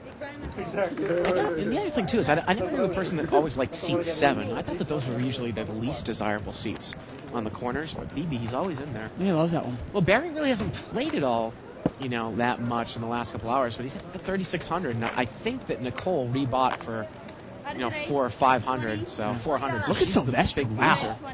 Yeah, and Sylvester, I think he's the big winner. Yeah, he's probably up close to $1,700, $1,800 today. A lot of Wow. that coming from the hand from Nicole. Now, C2 here is raised with King 9 of clubs under the gun. He's trying to mix it up a little bit, Dave. Now one's going to re-raise the ace-king. Well, with a couple callers in between thinking the ace-king might be good here and some dead money in the pot, he re-raises, and everyone's going to fold to his re-raise. There you go. Again, ace-king offsuit isn't necessarily the best hand that you want to see in multi-way pot, Dave, so maybe re-raise and trying to isolate the raiser. You're in position. You get 6. I mean, we saw it before when Sylvester had ace-jack. You know, the flop comes out ace, 8-7 or ace-5-4. It's hard to know where you're at against 6 or 7 players. Look at Sylvester there. That's a $1,000 chip, that green chip on the bottom. Excuse me, that's Barry. I was going to say, that looks like winning 600. Wow. No, that was Barry. $1,000 chip, and there's Sylvester. I mean, these guys got some real money on the table. Next time he does that, give me your hair. I'll just put your pubic hair right in his ass. Oh, like that hasn't been done before. Sylvester's got racks on both sides of Yeah, him. he's flanked here. Yeah. I've never seen that before. He's got a rack to his right and a rack to his left. My bad. I'm sorry, guys. I couldn't resist. I'm so proud of him. Pot is limped around. Live at the bike, right? So this is going to do it. You're blessed by Kind of being like surrounded by 2 female I'm players. actually carrying. Yeah, well, that's actually better. I'd rather be surrounded by chips than female players. Rack to the left, rack to the right. Jack 8-5 here, a couple diamonds. Comes on every single one. I understood. I was choosing to ignore it. Sylvester with a flush draw here, king 7 of diamonds. Well, the turn's a 7. He picks up a pair now. George has got a pair and an open-ended straight draw. So Yeah, that's Adam the bet. still has the best hand with Jack Deuce. Now George is open-ended, right? You said? Right, yeah, 5-6. Sylvester bets 75 here with the flush draw and the pair. And again, George knows, I mean, do you want to chase a straight draw here with a couple of diamonds? He only has a limited amount of outs now because of that diamond draw that's out there. Well, he can't even beat Sylvester 7. I mean, he's in real bad shape here. Although if he calls, he might be protecting Sylvester's hands. You wonder if Adam can overcall with the jack. Probably only not. a deuce kicker. Yeah, he's going to muck. I don't even know if Adam's going to call now, Dave. I mean, Jack Deuce does not look that good right now. 180 and these. We were thinking of Alan. And he's going to get away from it, it looks like here. He folds. So there you go. It wasn't a spring. Does it? Bury the second. They know we need it. I put it right there. You committed on the turn, but you won't want to bet. Well, I mean, you got parting that maybe king in bet. King looks like what? 50. So the button here is going to move over to Nicole in seat 1. Good thing you That's checked that it. ego thing. If anybody had a jack low, weak kicker was me. I had a jack three kicker. And the big blind is Tony there in seat 3. Again, this table has turned kind of into a loose pass of just calling, limping. Well, Barry's going to mix it up here and raise out of seat 9. $35. He's got 8-4 offsuit. BB's limped with a jack 10, and Al's in there with ace 10. So here we go. About $100 pot, 3 ways. Barry's the raiser. Well, 3-5-7. Let's see if Barry follows up. He might be able to take it down here. Please. He's got a gut shot straight draw. He's going to bet. Bet's 85, and he's going to take it down. That is 85. There you go. Thank you. Dealer. Sheet. The only other sheet. We'll see it on the other. The great Barry Woods, the myth, the legend. Don't call me You're Greenstein. looking everywhere. Which one? Woods. If anyone's new to the show, you can check out the archives. Boy, you see a couple of huge hands in the history of Live at the Bike. Raise them up one time. that have been See involved how in they it. like that. And I tend to have been a little bit overcritical of Barry because I say that I've never seen him lay down an overpair or top pair with the best kicker, like, you know, an ace-king or an ace-queen, regardless of how much he was ever check-raised or raised. But in that 10-20 game that we do on Friday nights, now Dave and I tend to speculate that maybe that's the winning strategy. Because he's up a lot from this show. Pot was once again limped around.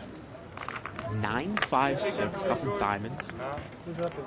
I said ace-king, he did not raise. George's got an ace-9 here in seat 6. And he's going to bet. He's going to make it 70 to go. Bet is 70. Tony's got a gut shot over there with ace-8. He's out of there. Sylvester isn't going to chase.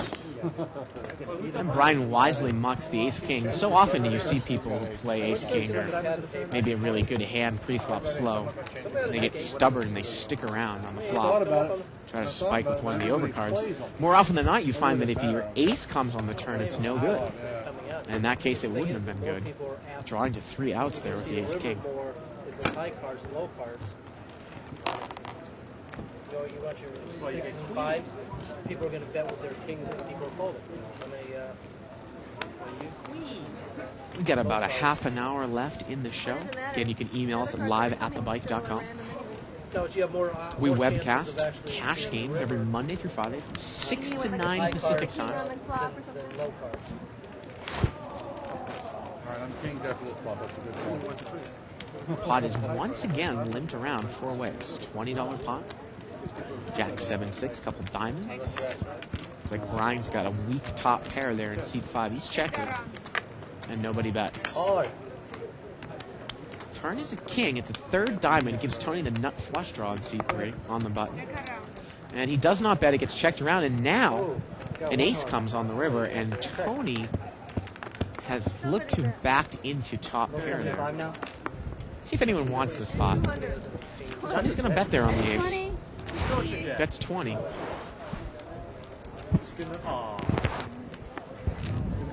don't have the jack, I'm sorry. And he takes it down. Yes, I was hoping for a river. You got it. A better one. The better one than that? Yes. You have enough flop. Better one than the winner? That's the better one. Piece of diamond? Yeah, but you wouldn't have got, well, you didn't get any action anyway. Well, that's kind of a colorful shirt there, huh, Dave? Yeah. Hawaiian shirt. Diamonds on the board? I don't think so. I like the Hawaiian shirt look. Especially in California, where we get like 320 days of sunshine a year. What was the temperature out here, Dave? For all you East Coast haters, 95 degrees today? Was it really 95 today? It was gorgeous. I mean, it was really low. It was really wonderful. Yeah. And that's dry heat. That's not humid heat. No, I was going to say, it didn't feel like it. I thought it was more like 85. Jack 5-4 here. Good try. Once again, the pot was limped around. Reflop. I'm getting closer. Closer, not there, but See if George bets on the 5 yet. No? He's not going to. I'm there now. And now Brian makes trip 4s. And Brian said it. He says, I'm there now, yeah. And he bets. And more often than not, he tells the truth. I remember every time he says. And George pays him off. You got 10? 15? $15 bet there. Well, it's only 15, Dave. I think that's why George might have paid him off. $11. Well, Barry can't overcall with ace high here. With ace high? No, I don't think so. Yeah, he's going to get rid of it.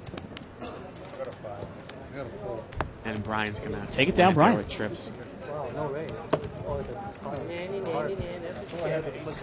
Yeah, and on Wednesday, I think it's supposed to be like 85 degrees. I'll be playing golf for all you East Coasters out there.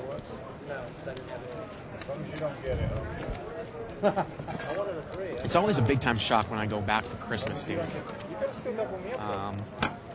It's just frigid Oh, it's in ridiculous. the Boston area. It is cold. God damn it. And actually, I'm going up to Maine for New Year's, the Augusta area. Are you? That's where my mother's family is. And boy, it gets cold up there, too. Maine. I'm a big fan of Maine. Yeah. Love Maine. The problem with Maine is they got these black biting flies during the summertime that are just worse than mosquitoes. You gotta defend yourself, you bitch. You can't take that from him. Rays from seat 3, Tony there. He takes it down. Funny thing about Maine and parts of Vermont and New Hampshire that people don't realize, Yeah. everyone thinks of like the South as kind of poor, sometimes kind of like white trashy or trailer trash, stuff like that. It's the South. Well, Maine and some parts of the Northeast are kind of the same way, but it's more like northern If you keep giggling, it makes you trailer parks and stuff like that. And people don't think of it that way. Really? What's Maine? Maine's vacation land. Well, there's a lot of depressed economy up in Maine. A lot of abandoned paper mills Well, yeah, I mean, and such like that. Real estate is somewhat affordable up there. Yeah. No, that's that, and this is this. Beautiful land up there, though. Come I mean, on. I tell you. I mean, being from upstate New York, I used to spend some summers in New Hampshire Yeah. and Maine and Vermont, and it's so beautiful up there. Well, of course, you definitely have your vacationers coming from like Long Island and stuff Right, going up there, but for the people that live up there, I mean, I see people living in foundations and stuff like that. Oh, yeah. Just the type of thing you just don't see around here or around some other cities. Limped around once again. Play that. 8-4-4. Well, I think no matter where you go, no matter what city you're in or so forth, and Nicole's picked up a pair of kings on the turn. I think no matter where you go, you can find, depressed economies in any city in the world. You can also find depressed economies in any country area. Just a different kind of I do. space, I guess. Maine actually has a good population of French Canadian people that immigrated from Quebec. That's where my mother's family is. Yeah, okay, cool. Wait, your mother's family is from Quebec? Or Maine? Well, she grew up in Maine, but a generation Oh, behind but you her have was in French Quebec. Canadian. Kings. Really? Wow. Her first language that she learned was actually French. That's very cool. Well, she doesn't know it now. It's interesting. She didn't learn English until she was 5. And but she's forgotten her can't- French. She can't speak French. But she can understand it, kind of. 35 more. 30 more. We've got a raise here by Barry Woods on the big line. He's got ace queen. Oh, I'm sorry, 30. Look at that. Sylvester's going to call with queen 4 of diamonds. He's dominated. And George. Well, that's going to convince George to call now. We can't see what George has over there in seat 6. Yeah, good bet. King 8 off suit. Wow. 5-way action. $175 pot. 7-6 Wow. deuce. BB's picked up 2 pair. Top 2 pair. Sylvester has a flush draw. Now, Allen has top pair. Now Barry bets. He bets 65. Well, he's Sylvester- got to bet it. I mean, he raised in the big line. He wants to continue it. And seat 4 calls with the flush draw. Pot is now about $300, 65 to call, and BB's going to move all in. And I only think he's got maybe 300. Well, if he has 300, The pot's about 600, and it's 300 to call. So can you call with a pure flush draw? Getting 2 to 1 on your money? Yeah. Depends on what you put the guy on. You know, is a queen good also?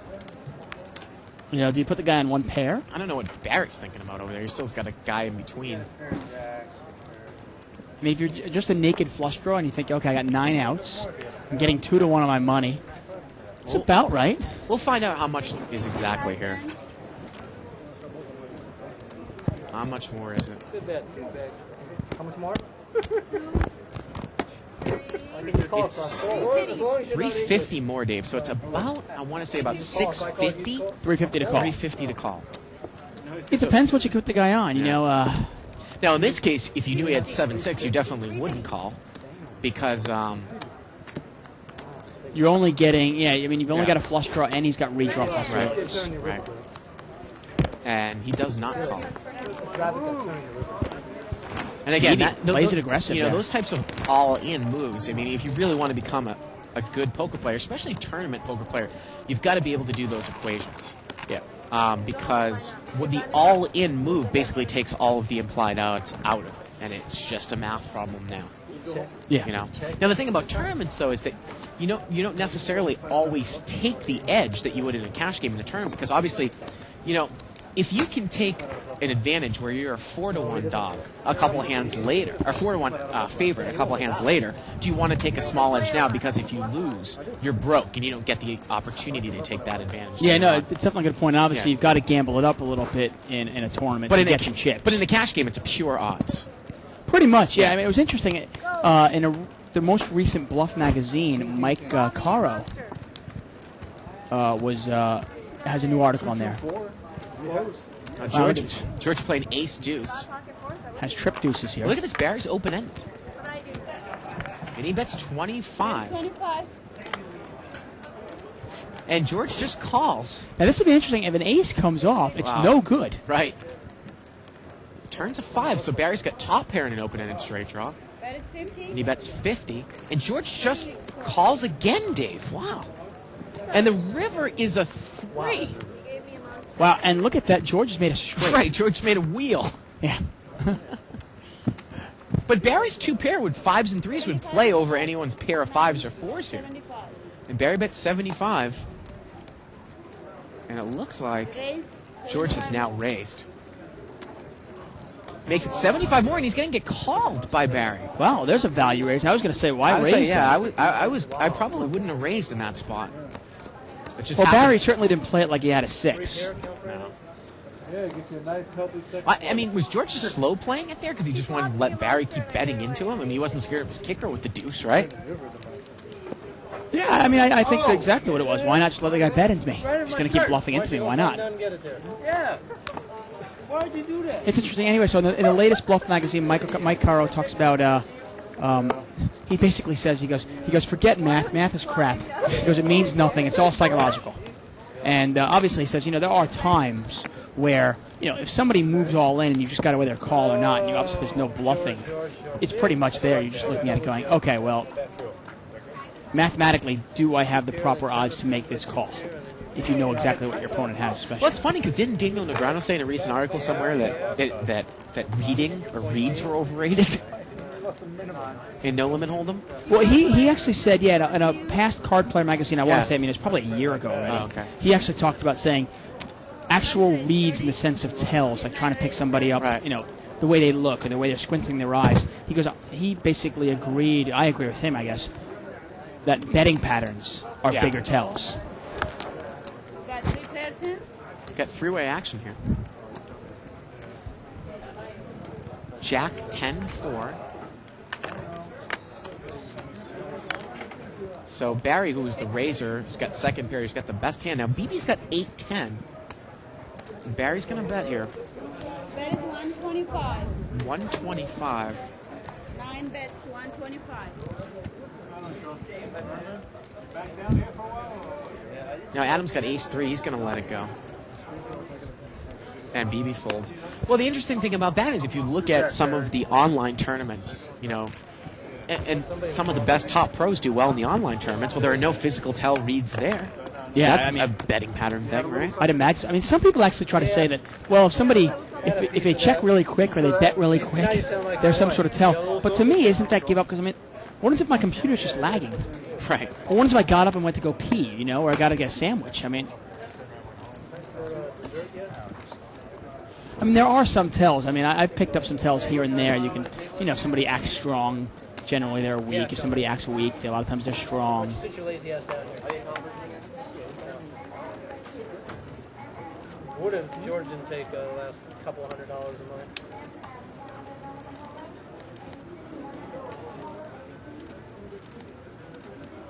Like your hand? $45 worth, yeah. Wow. How come BBB's been the punt again? Got a raise here by George. You made already have your chip. Yeah, George has got a pair of threes. 7 calls. BB's going to call him, though, with King Queen suited. And Sylvester's going to call with Ace 7 suited. And they're both sharing spades. Did 5 calls. And Brian's got the Ace Jack of Hearts. Wow. Sylvester has folded. He has folded. Okay, I thought it was actually Sylvester's in there. So the pot is about $135 here. 974. Remember, George is the pre-flop raiser. He has the best hand here. Yeah. Not a bad flop for pocket threes. He does not bet. And BB's going to bet. 7 bets. 45. 45. I'm right about that, right? George is the pre-flop raiser? Yeah. And George gets away from it. Wow. Well, I mean, I guess if you're going to let BB bluff you out, I mean, why not bet that? And then, you know, if BB calls or if he raises, you know you're no good. But in essence, George just kind of gave it away. Well, it's interesting, though. I mean, we're seeing Dr. BB bluff tonight, but, you know, George doesn't think that BB is capable of bluffing. Right. So he probably goes, you know what, I'll give him a free card. He's not going to bet unless he has anything. Right. But you're just vulnerable to so many cards. Oh, here in yeah. Pocket And the threes. You just don't know overcard. where you're going to go. Ace, King, Queen, Jack, 10, anything. Play your cards right Brian's into going to take us off the Got air. a new dealer coming into play. Brian, you taking us off the air tonight? I'm taking you off the air. And actually, it's funny, Very nice. Dave. It looks like we're getting some Syracuse University information here. If anyone's ever heard of Kyle Johnson, he's a running back for Denver. He's really come into his own this year. He's got Kyle about Johnson? 5 or 6 touchdowns. He used to be my political science partner at school. He didn't play until I think Kyle his Johnson has sixth. 5 touchdowns for the Denver Broncos? Yeah. He didn't play until like his 5th or 6th year at college, and then he was like a late draft pick, and he's worked his way up through the Denver system, I think. Really? Yeah. There's one. Kyle Johnson. Are you familiar with Kyle Johnson? No, well, the 2 running backs they have are Mike Anderson and Tatum Bell, which is why I was wondering how he has 5 or 6 He's a touchdowns. fullback. Fullback, okay. Yeah. King, big King fella. 5'10", turns very cool. queen. He's a nice guy. You don't have a hand. I mean, at that time, he definitely didn't think he was going to make the NFL. He wasn't even playing in his second Right. year at school. Got checked around the flop and on the turn. The river's a 9. I think Queen 4 is still good. Nobody has a jack. Jack would have a straight here. Jack. All right. 7 high. Got a queen. Queen. Anybody I get got a the sweetest kick in the world with it, too. Deuce. Man, I'll let you catch it. Yeah, queen 4. Catch it. Look at that pot. Monster kicker. Where was your bluffing? Again, we're having our $1 million drawing tonight, Dave. Right around the corner at 9 o'clock. Last 2 for 3 kings, B. But I think being a pussy. Got a flop. I want to thank John E. and Kev Math on 2+2. There's Angie filling in for Donna, who has to go handle that raffle, that drawing. How cute she is. Look at a little smile. we're all laughing at you. How cute. No, Angie, we're not laughing. You just at want to, like, bottle her up and take her home. Yeah. Okay, make this good. Make this good. She does have a bit of a mouth on her, though. Angie? I got to tell you, being from New York, I'll make being from New York and, having a New York mother, I appreciate it. All the cursing. Oh, yeah. King. Lived around here, it looks like, I don't know, 6 ways, maybe. I have an 8. 7 ways. There you go. Yeah. Flop 9, 7, 6. Oh, 10, 7, 6, rainbow. You have a 9 with A it. couple of gut shots in there for a couple people. 10, 7, 6, and Queen Yeah. 10 over there for BB. He's going to bet 60. And Brian's got Jack 9. He's got a gut shot. And Barry Barry's check raised with pocket 4s here.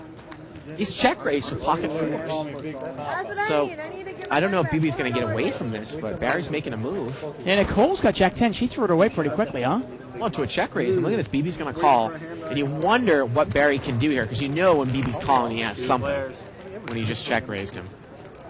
The turn's a 7.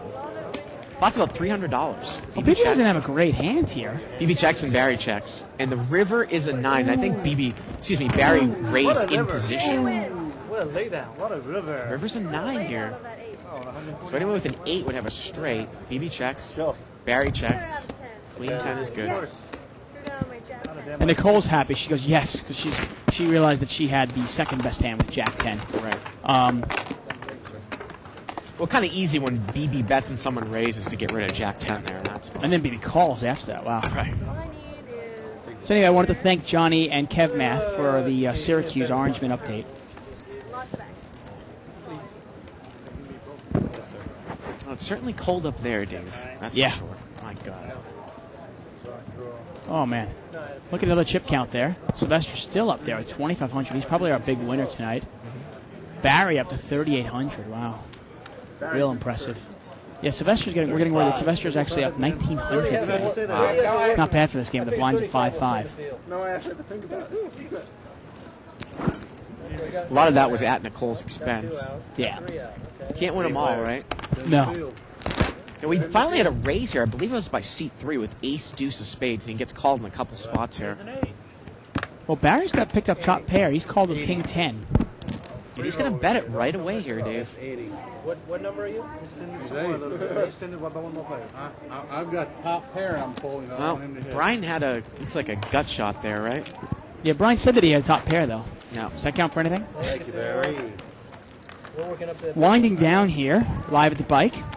You can watch us every Monday through Friday now, 6 to 9 p.m. Pacific time. Or I guess that's 3 a.m. to 6 a.m. in Belgium. Right. Look at this on Russ McGinley. Nice shot there. Wow. Wow. That's a really lovely costume. Yeah. Can we get another shot of that, please? Hope you're all having a safe and lovely Halloween. Halloween is really a great family holiday, isn't it? Hey, look at this on the two. All right, we're gonna get 4-way action here, limped around. I'll check it if I was. Told ya. 8-8-3 here. 8 now? I thought you were 8. Playing any 8. Doesn't look like anyone has anything. No, the best hand. George still got the best hand with ace 4, huh? I'll play any 8 on good move, dude. And this is one of those boards. Why not bet it? It's amazing. Nobody wants to bet. Nobody wants to take these pots down. It's on a flop. Now the turn is a 9. Sylvester's now got top pair. All 8. Yeah, it's a Halloween He's bet. gonna bet it. Pretty straightforward there, huh? That's 30. Lay it down. You know, we should do live at the bike crazy content. 30? I think he's going to take it down here, Dave. Now, Russ McGinley on 2+2 has posted up a poll about what limit do you want on Live at the Bike. Well, wait a minute. Barry's got a gut shot. He's going to call. Wow. And the Rivers is 7. Same as Hold'em. Well, that doesn't change anything. No? You have to play 2. Check. Are you sure? Because he can't get a one Probably putt just yet. check here, Dave. Yeah, Barry's played it pretty straightforward. I mean, he'll raise or he'll call, but he doesn't really keep firing. And they're just going to check it down. Well, anyways, we appreciate the effort, Russ McGinley, on 2+2 about this poll. He says, what limit do you want on Live at the Bike? No limit only, 2, 4, 3, 6, and so on, 5, 10, 8, 16, 10, 20, 15, 30, or 20, 40, and higher. Well, I'll answer that question right now. I'd love to see 20 and 40 or higher. It's just not the issue, though. Yeah. I mean, we can have that poll. Well, we routinely, You know. 2040 is pretty much the bread and butter at the Bicycle Casino. I mean, we routinely have, 3 or 4 games going. Right. It's Problem but is- that's just not the. We just can't. They don't want to play on the show. We can't not force them to play on the show. Obviously, we used to do it on Wednesdays, and I Different game, eh? think we just kind of got away from it, right, Evelyn? On Wednesday nights, I don't know what happened exactly, but It's like Phil Hellman's getting cold down. because it was mostly props in the game, actually. Yeah. You know. Well, a lot of the customers and the professional poker players Right. did not want to play. 2040 is a game that a lot of pros. It's kind of a starting level where a lot of pros Yeah. play, Right. and they didn't want to give up their tells. They, the way they play. Even the necklace is too hot? No, it doesn't. King Jack 4 here on the flop. Again, it was limped around, and Pretty Barry's going to straightforward. bet here 30. Tony's going to King call queen. with King 5. He's got kicker problems. And George's on the button with Jack 5, and he's going to get rid of it. So we're heads up here. Yeah, and Tony's going to need spades or a 5. Well, there's one spade. 8 of spades comes on the turn. Barry's going to bet here again.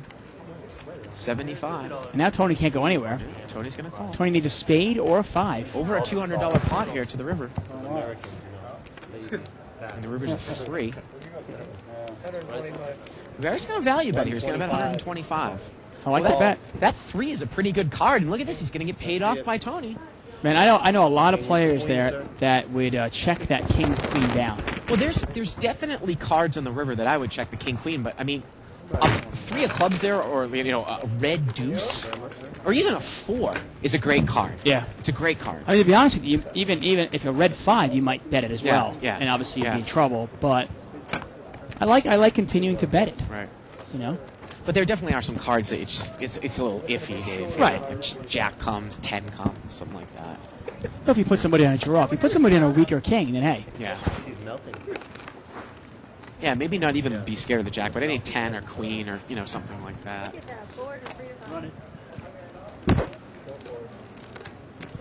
Yeah, one thing I was a big fan of, I really enjoyed watching the 400-800 limit hold'em game. That's right. That was a fun game. King 9-5 here.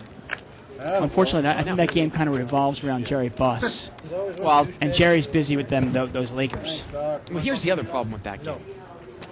Although we did get it to go a couple of times during the whale game, is that if you're going to play limit hold'em, those guys like to play mixed games.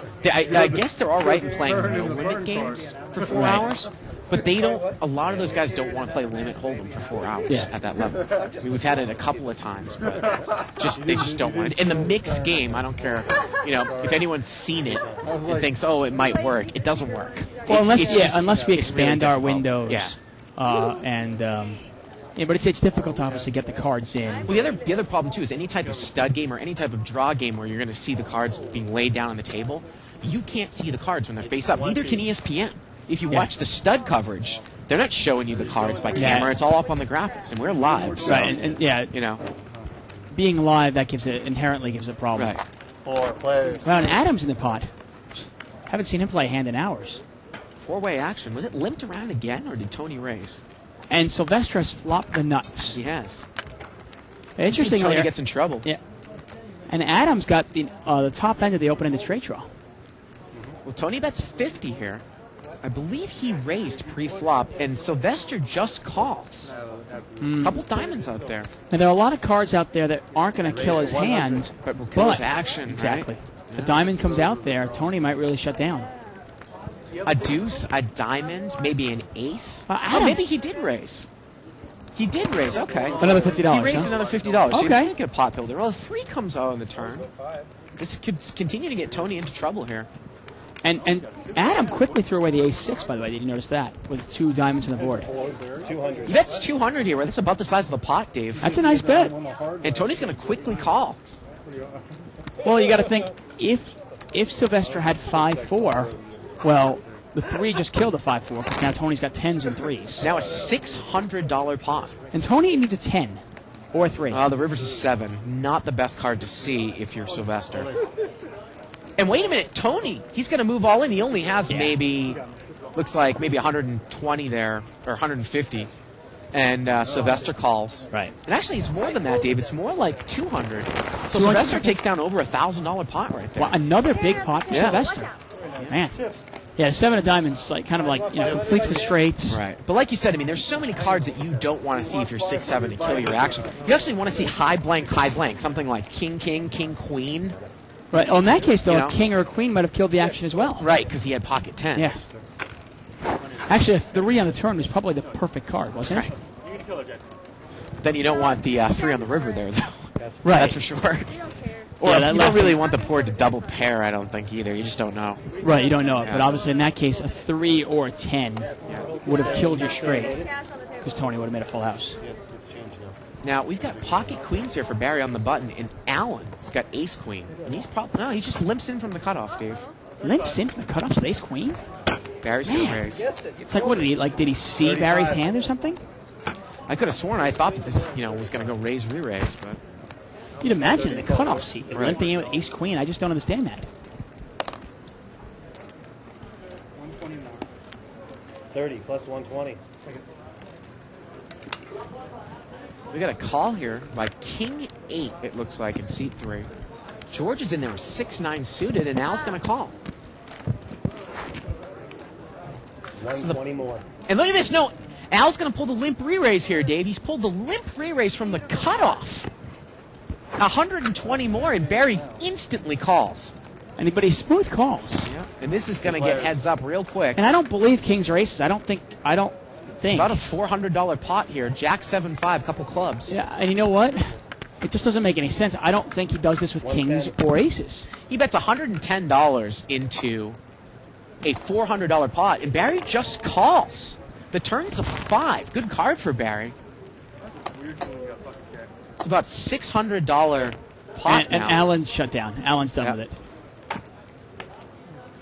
Allen checks.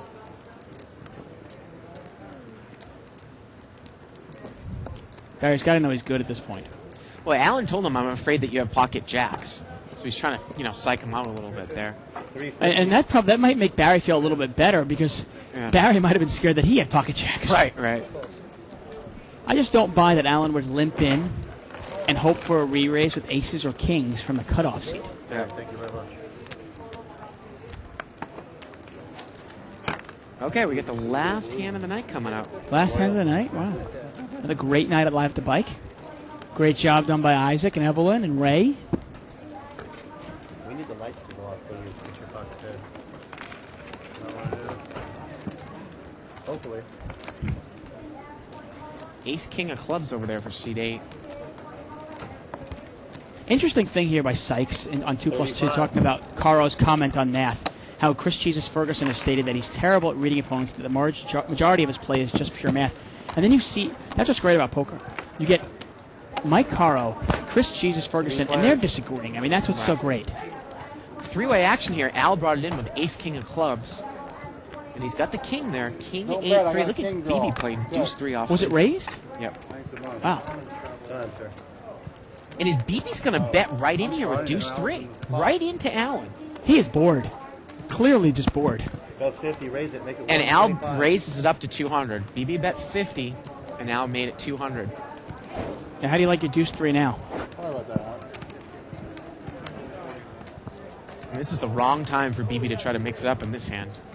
Thank you. Get my kicker always. And there you go. David, that is going to do it for us tonight. Well, we want to wish everybody a happy Halloween. Go Syracuse, right? Rah, rah. Rah, rah. We'll be back tomorrow night, possibly with a limit game. Probably if it is 8-16. Possibly. Maybe another restricted buy-in, no limit hold'em game. So for everyone here in the booth, and for David Tuckman, I'm Bart Hansen. Good night, everybody, from Live at the Bike. It's here. It's big. And it's closer than you think. It's not a tournament. It's what you don't see on TV. The cash is real. The stakes are high. They bet big. They win big. They lose big. High stakes live action poker. Live at the Bike. Watch it live on the web or play it if you dare at the Bicycle Casino right here in Los Angeles.